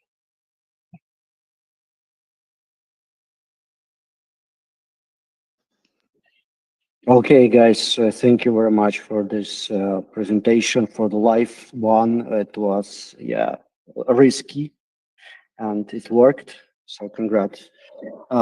Yeah, so can you share what was your team was, how was your experience working with the team?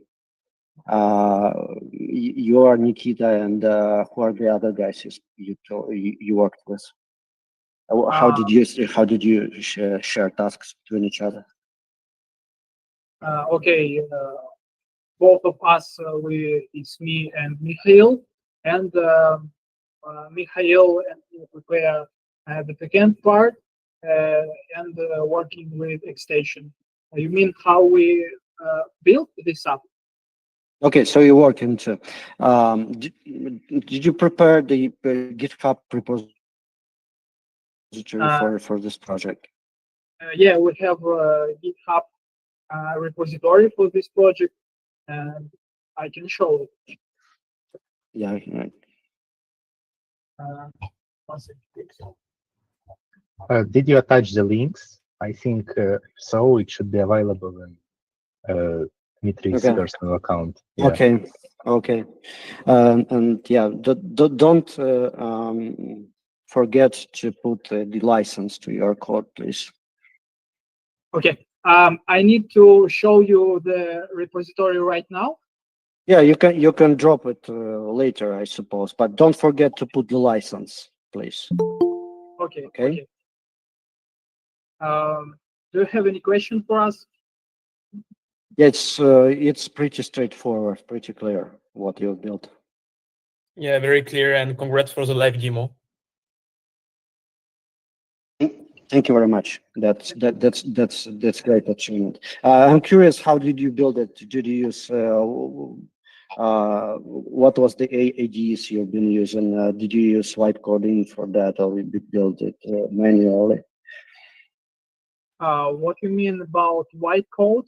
What? Like, did you use Cursor large language model for building this one?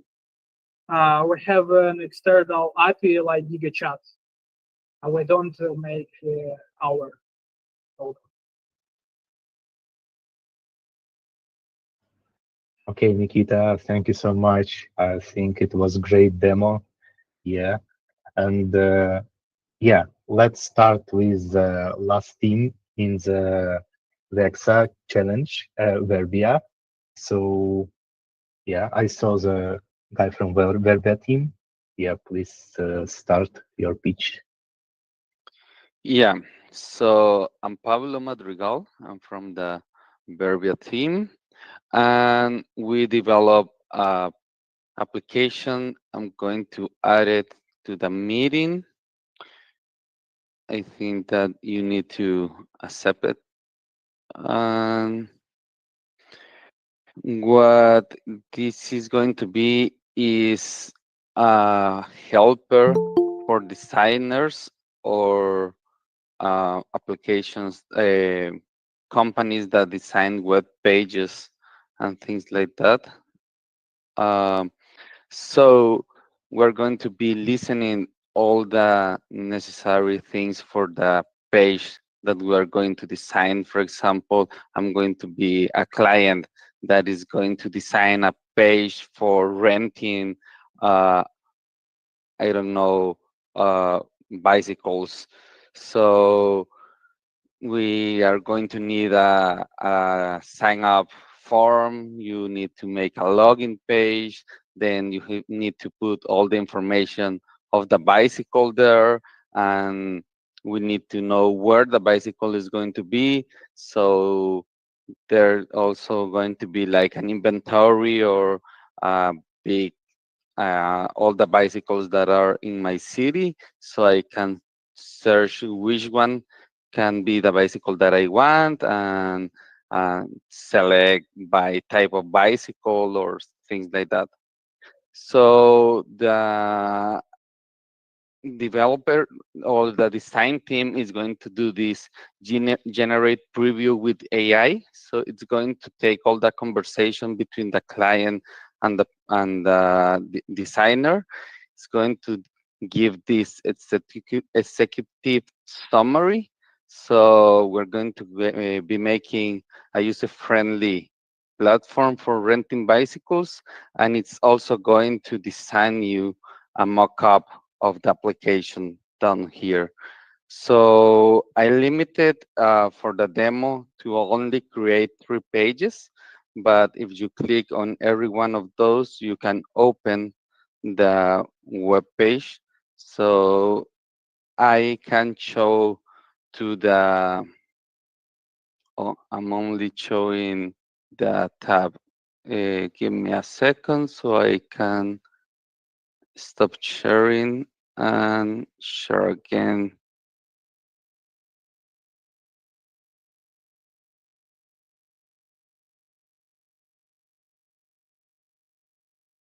Okay, so if you see when I click here, it's going to open the web page the AI designed for me.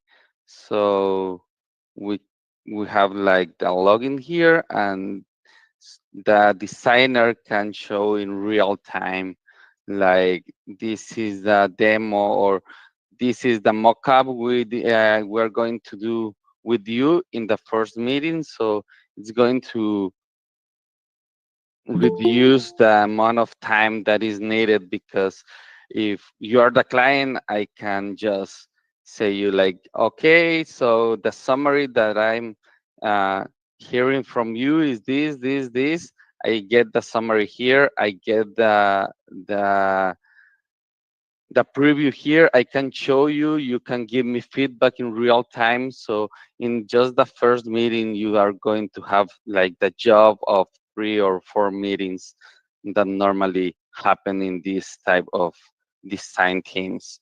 So I was trying to connect this with B0, but B0 was not letting me show in the same application the preview. So I'm creating all of those mockups from scratch with the AI. And yeah, this is the idea of the project.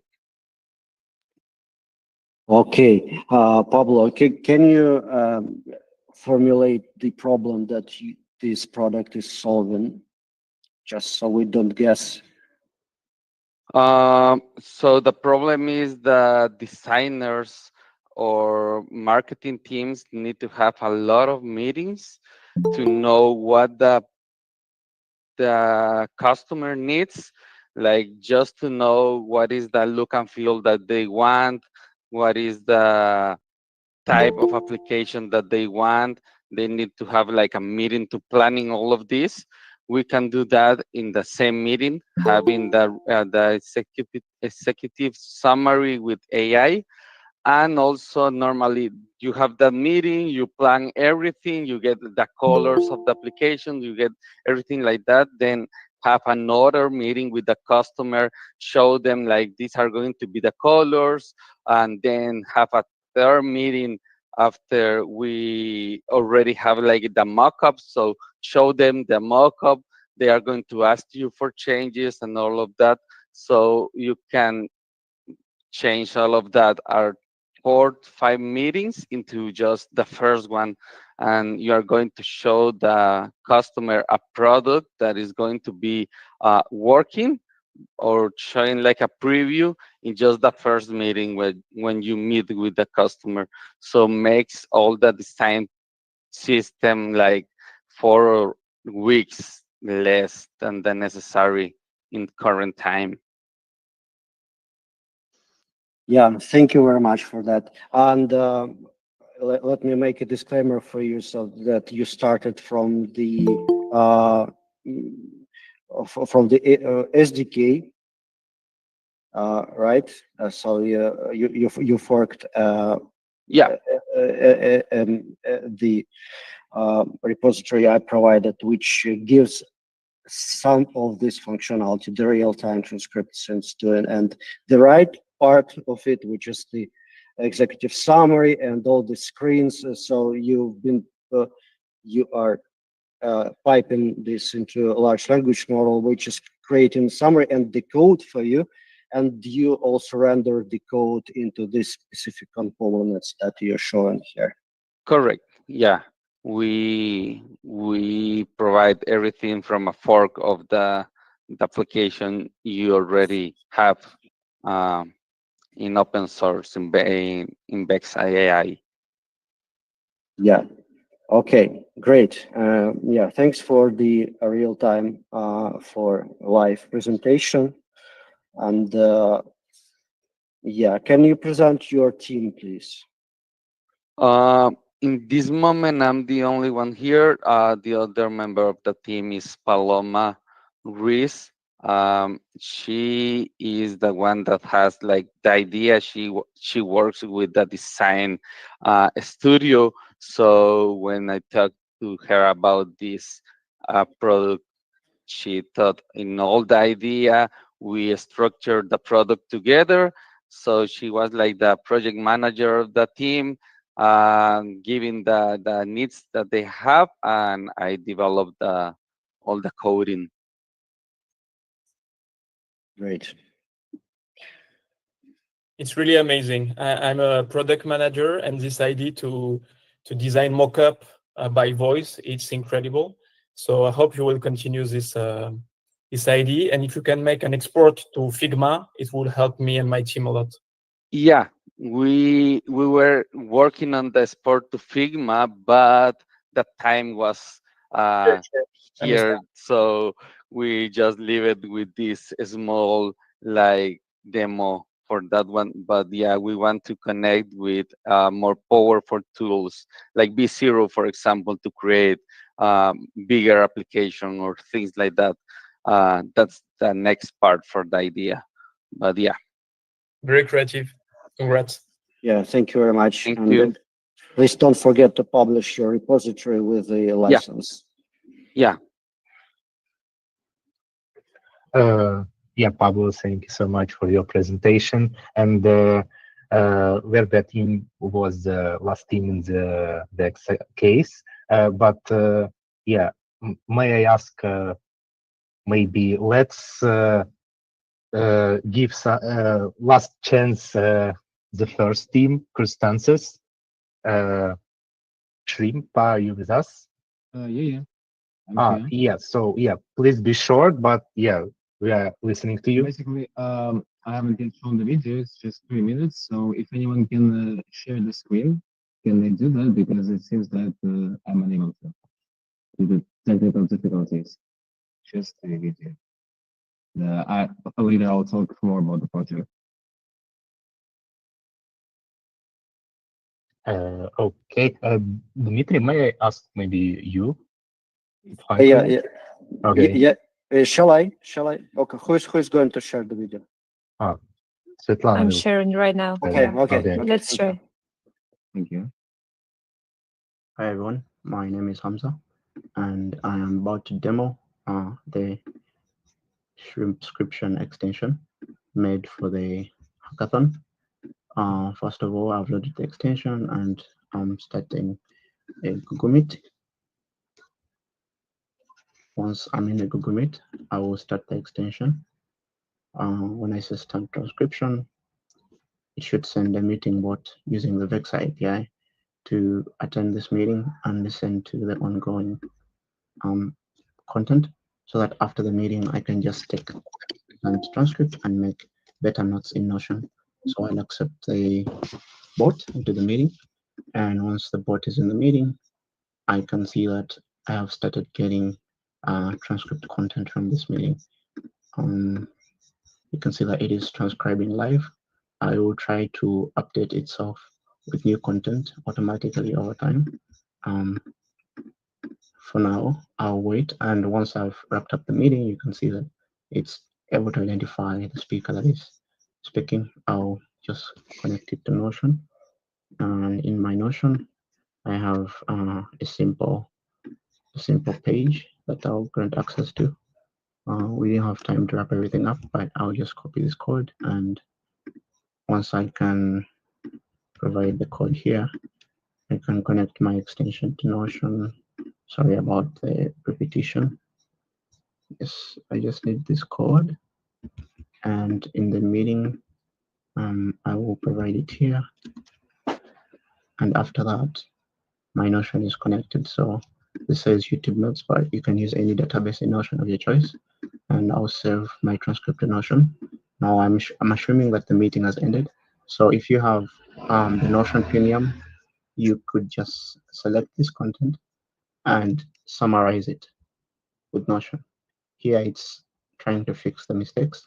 So in this project, we're able to rely on Notion AI as well as Vexa API to generate a better meeting transcript, and then we can create a summary of this meeting, and in the end we can get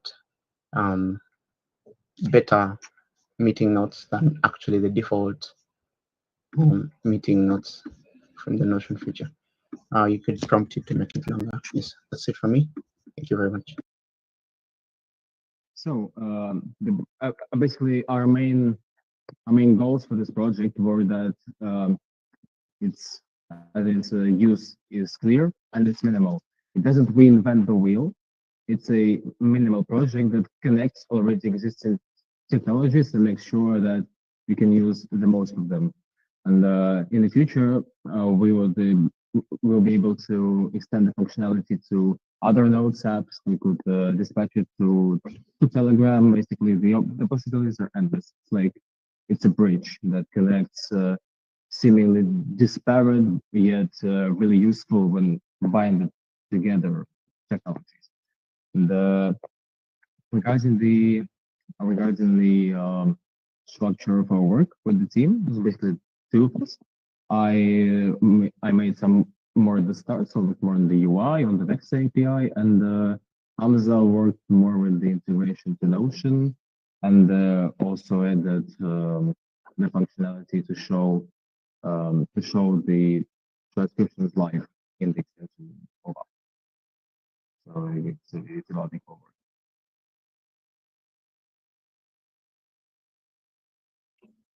Okay, cool. Thank you so much. So Dmitry, Florian, do you have any questions? That question, it was very self-explaining. Thank you very much. I think two teams came with the idea of extension. It means there is something about it. So hope it will exist. Congrats. Yeah. Yeah, thank you very much. It's a great idea to leverage the existing tool to do the summarization and just to feed the data into the system, which is hungry for data. It's a good idea, and you've delivered. Don't forget this to deliver your GitHub repository with the license. Yeah, it's already licensed. With the license. Yeah, okay, guys. Yeah, I think, thank you so much. Yeah, I glad that we figured out how to solve our technical issues. So yeah, Lxthon teams, sorry for a slight delay, but yeah, we will give everyone fair time for that, no problem. Okay, and so one more small comment for our great experts, Florian and Dmitry. Please don't forget to provide your marks for each team of the case. Please, if you can, do it right now. Yeah, let's move to the next last challenge for Lxthon. And first team should be Bug and presenter Ashutosh. Ashutosh, are you here?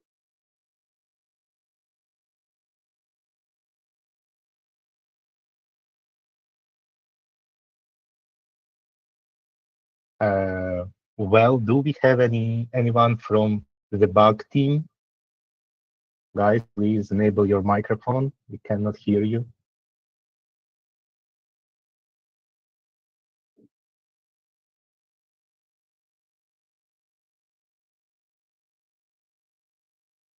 Mm.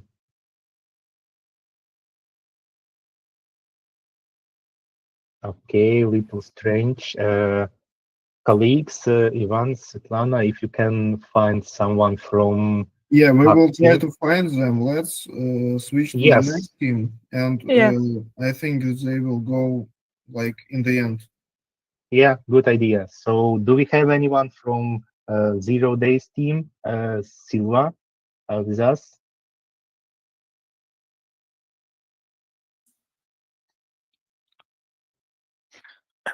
Hello. Yes. Hi, nice to meet you. Hello, nice to Yeah. meet you. Yes, can you hear me? Yeah, always good. Sorry, I'm with some problem with the output and input. Give me just 1 second. All right, I'm here. Can you see me? Yeah. Yes. I'll be the one doing the presentation, and my colleague will show the video of our demo. So, good evening, everyone. We are a team of career shifters currently enrolled in a postgraduate software development program, and soon will be software developers. In these 24 hours, we have built a working MVP that uses AI to solve a real problem we have all faced as modern learners. Our project is called ITSA, and today, as I walk you through the solution, you will see the video demonstration in parallel, so you can see it working in practice. And at the end, we'll show a little bit more how it works. Let's start with a simple question. That is, have you ever watched a 20-minute tutorial and realized you remembered almost nothing? YouTube is the world's largest source of open educational content, but is designed for entertainment, not learning. Subtitles are auto-generated and cluttered with filler words and inaccuracies. Learners must constantly pause, rewind, and manually take notes. There is no built-in way to summarize, review, or test understanding. In short, YouTube is optimized for watching, not for studying, and we believe that needs to change. And the solution for us is ITSA. ITSA is an AI-powered study assistant that transforms YouTube videos into structured learning tools. Here's what it does. It transcribes the videos and removes filler words. For clarity, as you can see, my colleague is showing you.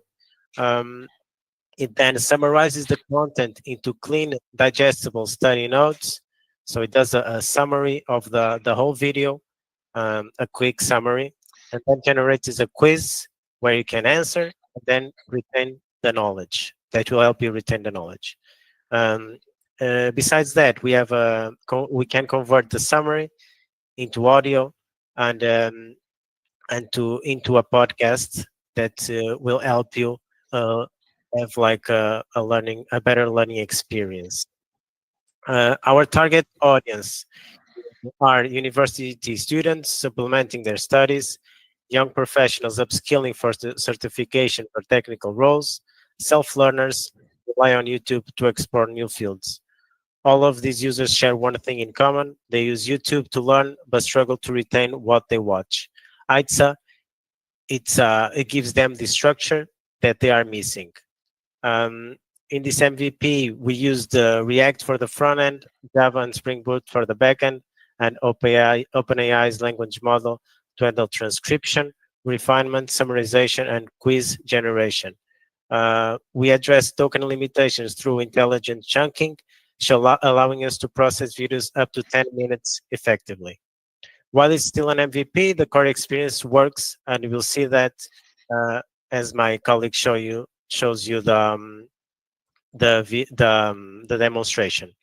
We are ITSA, we transform passive watching into active learning, one video at a time. Thank you everyone for watching, and we look forward for your feedback.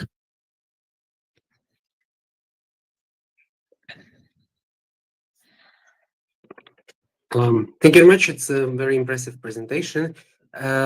So may I ask if the limitations, the duration of the video, you mentioned that it's limited by 10 minutes at the moment.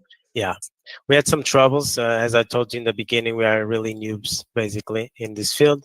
And we had a lot of limitations with the AI tokens, which led us not to have big videos to do the generation of the transcript, and that was a problem that we had, and we didn't achieve the 30 minutes in less than 1 minute transcription. So the max we can do is 10 minutes. Yeah. Yeah, but so how long does it take to actually clean up the transcript of a video that lasts 10 minutes? How much was it, Miguel? Help me with that. More or less 4 minutes. It's long. It's kind of long. More or less, yeah. Because we had limitation with the tokens, and we had to chop the transcript, the subtitles into chunks of prompts, and that took a while.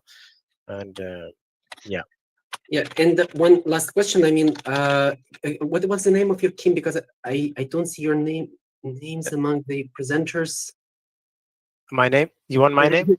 No. Yeah, the name of your team. 0 days. 0 days. Okay. It's like, just for some reason in the system. Ah, wait, no, it's all fine indeed. So you are Silva, right? And you're the presenter. Yeah. Okay, so now it all makes perfect sense to me. I think it's very impressive, especially given the fact that you added some extra features like getting summaries or generating quizzes. May I ask, how does the quiz feature work? So essentially, how do you verify the correctness of each answer, and where do you store users' input? Like, do you have a database where you store everything, or it's all stored locally, locally using cookies, basically? We are not storing anything basically, and when we ask the AI to give us the quiz, we ask for the question already. So if the question matches the one from the user, it gives you the correct or incorrect, and it is basically that. But All we right. don't have users. We didn't have time for that because we are, as I told you, really new to the field. But yeah. Sure. So, and maybe two more questions regarding the process of cleaning up. Yeah. So, can you tell us a little bit about how exactly do you clean up transcripts? So, for example, like, do you pass each individual word to the neural network, or do you how do you do that? How do you like chop it into pieces? So we used YouTube DLP software to give us the subtitles, and then we create basically one subtitle is like an entity. We create one, and then we gather the text in a chunk of the subtitles. Imagine 50 chunks of text, and we send to the AI, and then we receive it, and we work that data, and we do that in a loop, I guess, something like that. I don't know if I like. Do I understand correctly? Is that like the subtitles that you get from YouTube, they look like that. You have a timestamp, then some text, timestamp, some text. We store basically the start and the end of the timestamp, and we store the text, and then we send to the AI, and then we receive the normalized text, which is the transcript text without the uns and without the filler words, and then we store it and then show it to the front end. I see, but you don't you separate the text from the time code, right? You don't submit it all in one package. Like there is a time code and there is a text corresponding to this time code. So you submit only the text to the neural network or to the large language model, or you submit the whole thing, like time code plus the text. No, you only send the text and the sort, and basically then we redo the. So how do I explain this? We have like an array with a chunk of text. So the first, the second, and so on and so on. We send to the AI, receive it, and then we recreate the entities that are already done with the new normalized text. So basically, we add it to that entity, which has 4 fields: the start time, end time, the text, and then the normalized text. And then we took care of the problem like that, more or less. Okay. So it's pretty much clear. I think you did a great job. Thank you so much. Thank you. Thank you. Yeah, thank you. Just a small question from my side about the podcast feature. What are you using as inputs? As I understand correctly, you are using some text and you weight it with some model. What are you using as podcast text? We are using 11 Labs AI to generate the podcast audio. Okay, so you're giving all the transcripts, and then you are getting the ready podcast already voiced by. Okay, got it. Yeah, thank you. You're welcome. Okay, thank you guys. That was a really great and involving and interesting conversation. So let's proceed with our next guys, hackers team.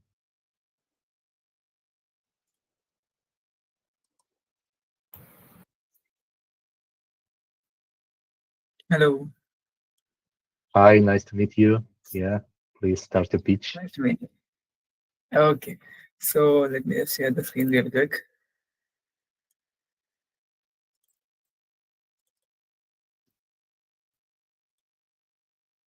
Okay, is my screen visible and am I audible? Yeah, we can hear you. Who's good? Okay, sure. Let me just start. Wait. I'll just ask my teammate to join the meet. He was just actually doing the deployment stuff. Just a second, okay?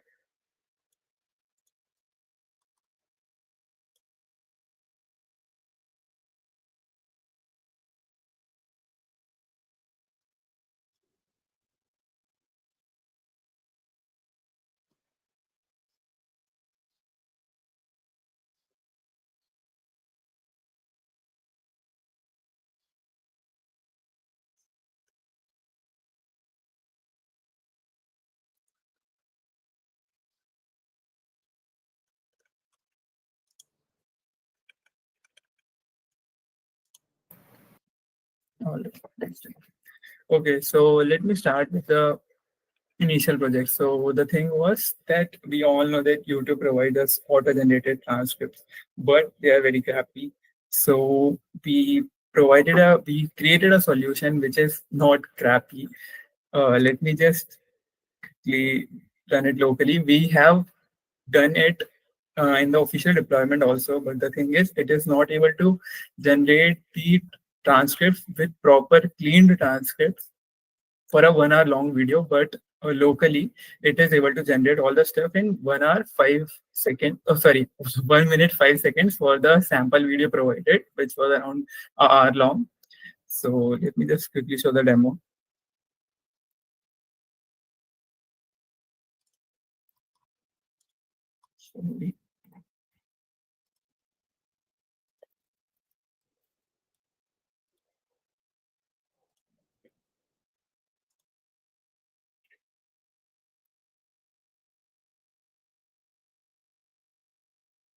Okay, so here we have clean script, and here we can like this was the main video. This was the sample video which was provided to us, and we are able to transcript that and perfectly clean it within 1 minute.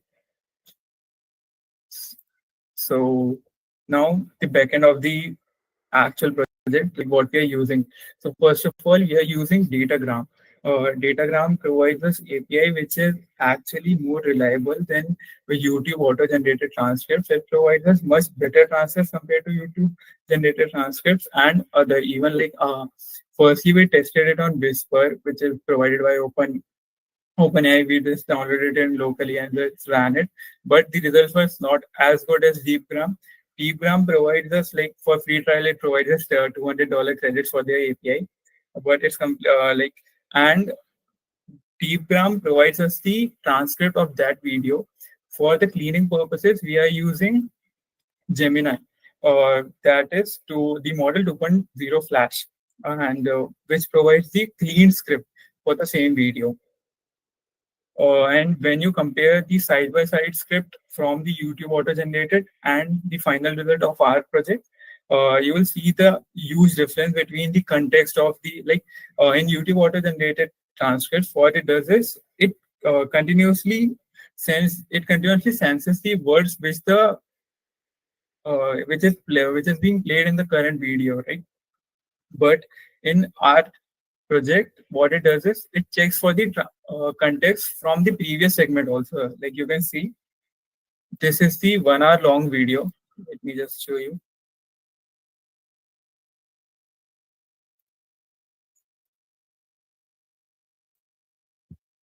Okay, so this was the sample 54 minutes video. And here we have all the transcripts perfectly clean with timestamps enabled. And we also thought that it would be good to add the summary and options, but we were just building the MVP for it, and like that's all. Like, and for like 10 to 30 minutes video, the average time is around 10 to 15 seconds only. So like with proper clean transcripts. So that's the case. Like, any open questions?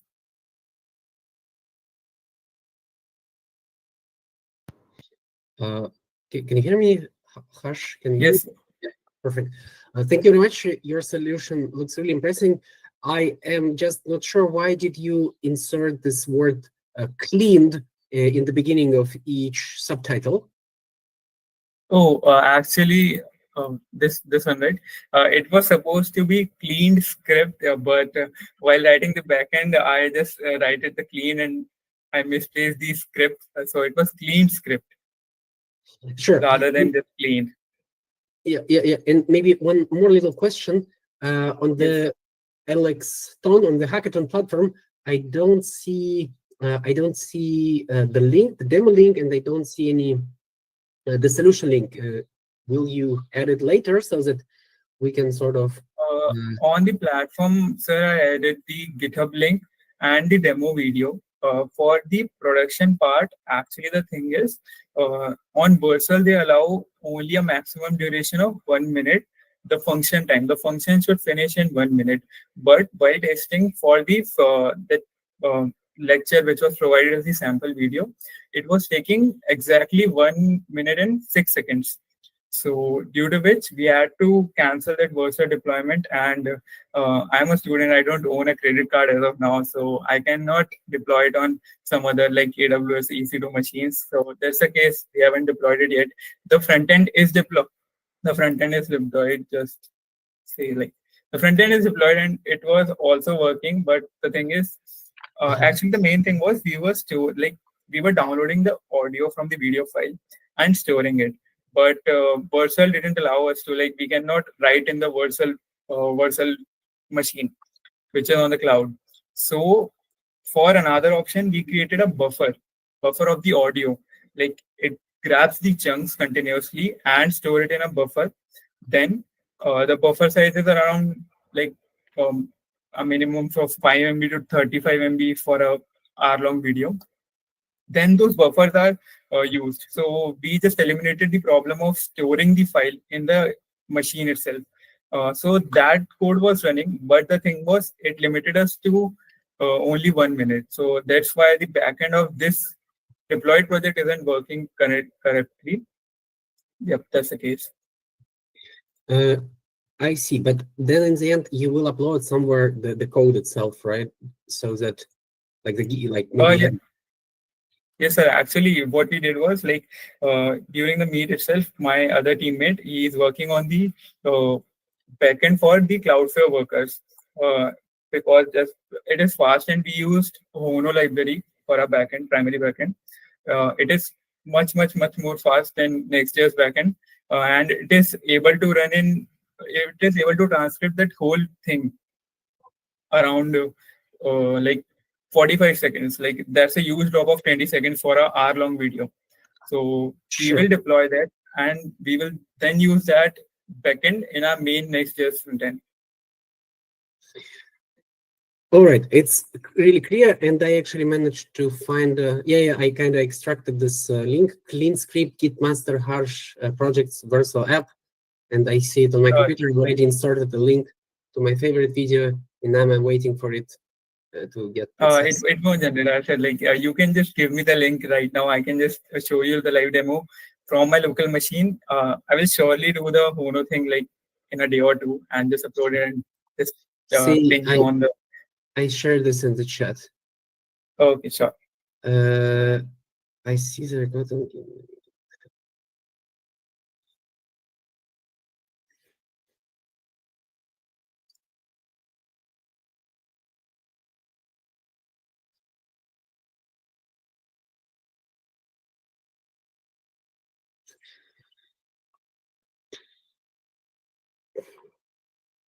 Yeah, and still regarding the link, I think no, I mean, like for example, for the team 0 days, when I just go on their tab, I see that they provided their solution link and they provided their demo link. When I go to the team bug, I don't see any materials provided. When I go to the team hackers, I don't. No, finally I see it actually. Now it was some back like front end problem on my side. No, now I see the solution, and I even see the demo link, the screencasting. So everything is fine. Everything is fine. Thank you very much. Now let me see if it has finished. No, it's still.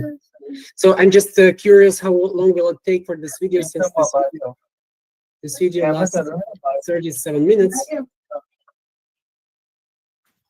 Let's. Yes, sir. What you were saying, like my family? Yeah. Okay, sir. We have the transcript right here. Okay, but what what I'm now unsure about is that why the chunks are so big. So for example, 1,748 seconds is, I don't know, it's like almost the whole, let me see, 1,700. The main thing was from the deepgram, when we were fetching the transcripts, what we did was that there was utter spaces. Utter spaces, like if the speaker takes a pause for around 2 or 3 seconds, then only we breaks the segments, and we can just fix it also. Like we can add a or condition to it. Like if the segment duration exceeds 10 seconds or like 15 seconds, so it checks the current context from the sentence which is going on, and then like finishes the context, and then store that particular segment in the actual chain. So there's a OR condition which we have written in that Hono code, which is not here. Like we are currently using the Next.js backend only. So that is done in the Hono part also, like because all like in the sample video there were many utter breaks, but in all the other videos we don't have such utter breaks. Like so we created that context part. Like we wrote a prompt here. I'll just show you. Okay, so here is the prompt where we like mention all the rules. In your prompt, you say remove words like "ah," and then if you go back to the transcript, I see in the first sentence the word "ah." Yeah, like look. Okay, so thank you much. I would also actually thank Art. Okay, and Yes, clearly it's not thank it Art. wouldn't remove it completely. It wouldn't remove all the E's completely until unless like there are much repetitive. That's based on the Gemini prompt itself. Like if it is giving the meaning to the sentence, like if it were to be multiple times, then it would have removed it. If for a singular, it feels natural. Like we also mentioned, the tone should be very natural. So I would also avoid that. Feels much natural for the YouTube video, considering it is being spoken by a human. So that's why. And maybe one last question. Can you show the original transcript if it is stored somewhere? Say from this video, because I'm wondering how would the breakdown into individual subtitles would look like for the original video. Okay, okay, sir. Here you can see that we have the utter split is of 5 seconds. We can just fix it to like around 10 seconds and based on the separation of the context. Now coming up to the original, like this one is the main transcription using the deep gram, where we have used the utter split 5. So this gives the response data which contains the original transcript of that video and which is being passed into Gemini, which then chunks up the data. And all the segmentation is also done by DeepGram itself. The Gemini just cleans the transcript. Yep. All right. It is clear. Thank you very much. I like your creative approach. I think yeah, it's an interesting approach to solving the problem. Very creative. Also, the front end part looks amazing.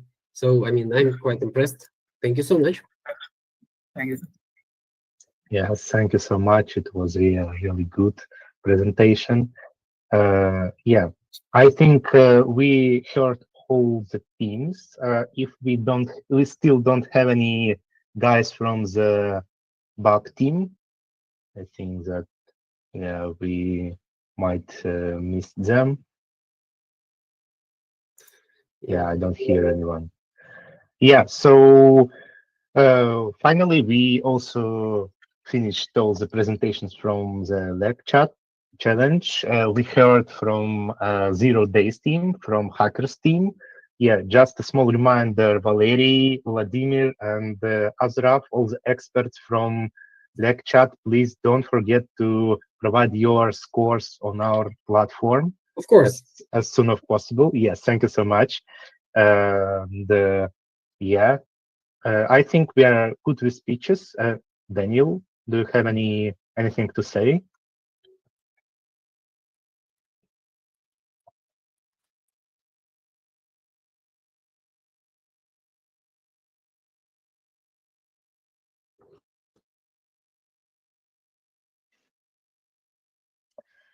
Okay, since Daniel is silent, I'll say that we have a small pause for this time right now for 10-15 minutes to summarize all the scores. And after that, we'll continue with our awards ceremony. Yeah, hi everyone. So sorry, yeah, we were fixing the last details. So we are, the jury is setting up the last grade. Thank you so much, Svetlana, you told everything correct. I ask everyone, please stay in this call. You may switch off the microphone and return back exactly in 10 minutes. We will have nomination and then we finish for today.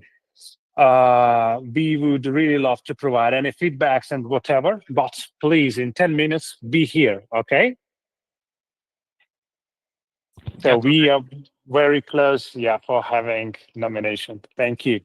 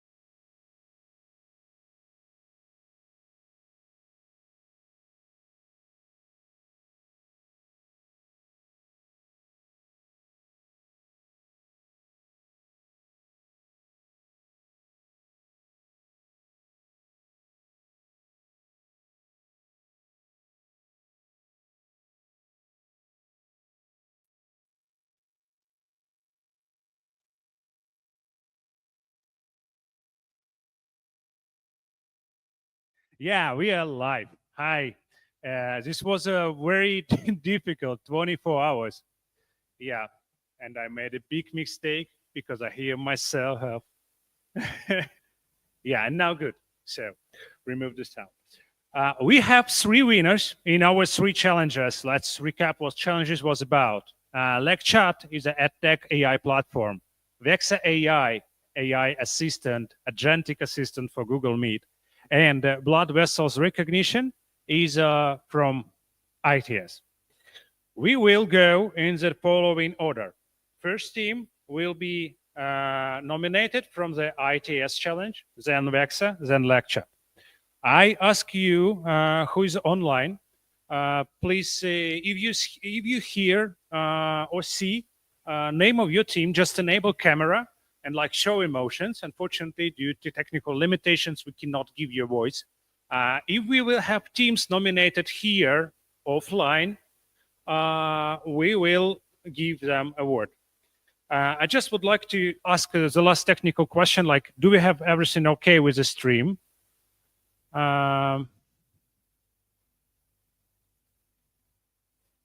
Yeah, like all good or not good? Just show me finger up or finger down. Okay, that's great. We have everything okay. So I propose we start with a challenge from IDS, blood vessels recognition. So are you ready? Let me see. Are you ready? Show some emotions. Yeah, I see some emotions. Okay.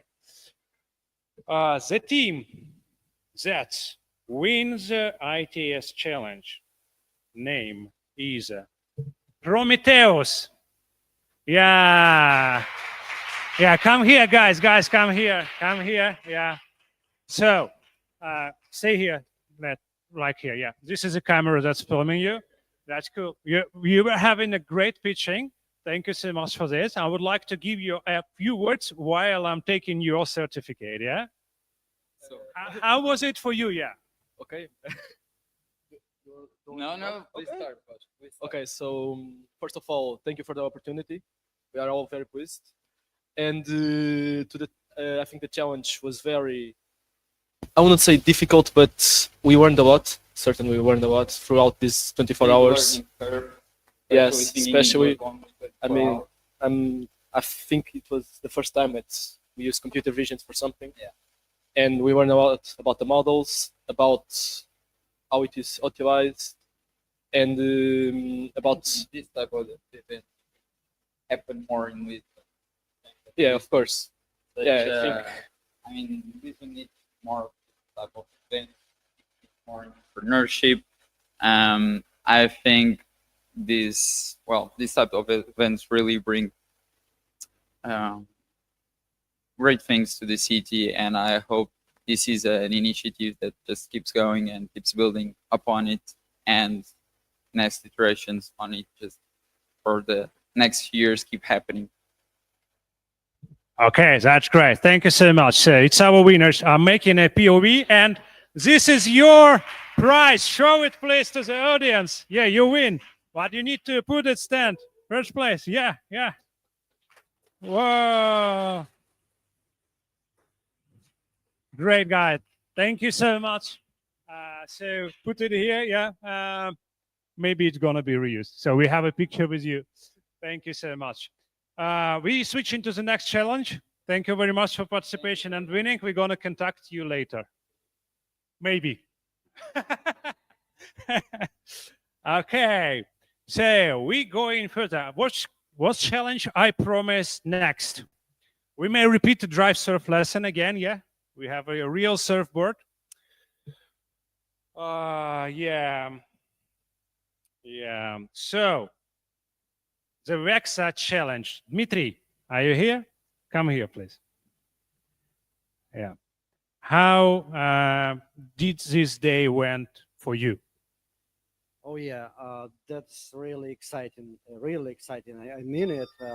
We've got these four teams, and they all delivered, and all of them showed these working live, and it did work. And yeah, I'm really I am excited. I'm really excited to see the open source Vex API, which is delivering bots to Google Meet and delivering real-time transcripts. That sparked that much curiosity and sparked that much yeah, use cases, and yeah, that's incredible. That's awesome. Thank you so much. So, just one word. Was it fun? Yes or no? Absolutely. It's the third one. Okay. So, Dmitry, please don't leave. I need to open the winner team. Like everyone from Vexa, please switch on the cameras. Are you ready? It's a big intrigue because we don't know who won. Are you ready? Yeah, I even can see ours, yeah? So, Dima, could you pronounce the winner? Yeah, you can see it, yeah? Nobody can see it, but we do, yeah? Yeah, and I will manage everything with this softboard. Good? Okay, so I will say 3, 2, 1, okay? Verbia. Verbia is winning the hackathon. Yeah, show emotions. It's online team. Raise up. Yeah, show the certificate to the camera. Yeah, like 1K prize in cash. Yeah, we will connect to you a little later, next year, 2026. Contact us, please. Yeah. Let me just, guys, the other guys, the guys who didn't win, it's just you made a first step, and this step was successful. All the 4 teams made a successful step, and the guys who won the competition, they just maybe made it 1% better than the rest, and it should not discourage you from continuing this. Great, thank you. So yeah, put it to the wall. The last challenge we have is the Lxthon, AI-assisted EdTech platform. So it was really great, great defense from all the teams in this hackathon. And I'm absolutely fascinated by what and how it happened. We did not expect everyone will put so many attachments to this competition, but I think that we were absolutely successful with it. I think everyone tired, so I don't like to put a lot in trick here. Lxthon providers are in Basel in Switzerland, so they cannot put to the stage. And I have the name of the winner team. Please, everyone from Lxthon, enable the cameras. It's a very important moment. 3, 2, 1. It's 0 days or O days. O days, there is yeah, I see Gonzalo Miguel. Yeah, celebrating. That's cool, guys. Thank you, guys. And this is your prize, yeah? For you, you're the latest in queue, so we contact you 2027. I'm kidding, yeah? It's just because we are in Portugal, and I think everyone, not everyone, but lots of people here can understand these jokes with long delays. But we will contact you really shortly, so don't worry. Thank you so much for participating. It was really, really great. I think we wrap up for today. For everyone who is here, you are invited for the after party here in Musa, because we are in Marvila in Hood right now. It's a great co-working who provided us a space. Build Up Labs, the incubator where are we incubating, is also located here in Hood. I would like to say a huge thanks to our operator, producer, and master, Kirill Kaplun, who is staying opposite to the camera. You can see him, but he did a great job. Yeah. I would like to say a huge thanks to Gali Grosheva, who was a moderator today at the round table, and she was also doing a lot of work here at the offline venue. As well, it's very important to highlight back office team that's made all the job regarding the hackathon. It's Nikita Lanskov, Svetlana Varsh, Ivan Loginov, and Sonia Levy, who are all connected to the Google Meet right now. And thank you very, very much. You're a great team, and we did an incredible job. It's unbelievable. I I still think that it's my dream. It may not happen this way. Thank you so much. And for sure, great thanks to all the partners, 351 community who provided us a grant and distributed information about our event. As well, we wanted to say a huge thanks to all our partners and free experts who joined today to guide participants through the hackathon and to judge them in the end, to Florian, to Azraf, to everyone who joined today. And for sure, participants and competitors, you are great. And please stay tuned all together, because right now we one big team that's made something maybe very small, but moving the whole humanity in front to the future world full of technology, diversity, and fairity. Thank you very much. The Lxthon is finished. I appreciate everyone. Hooray! Let's gather. Let's make picture all together. Yeah, let's make picture all together. Woo! It was crazy. Yeah, and also for sure we need to highlight guys who came to the venue but didn't take a play. Thank you so much. Thank you so much. You all are perfect guys. You know how great hackers you are, and just very, yeah, be more dense, condense, closer, yeah, closer, please. Ah, nice, yeah. Let's make a photo. That's awesome. Say casual. Thank you very much. And here we complete. Guys, thank you everyone for ready for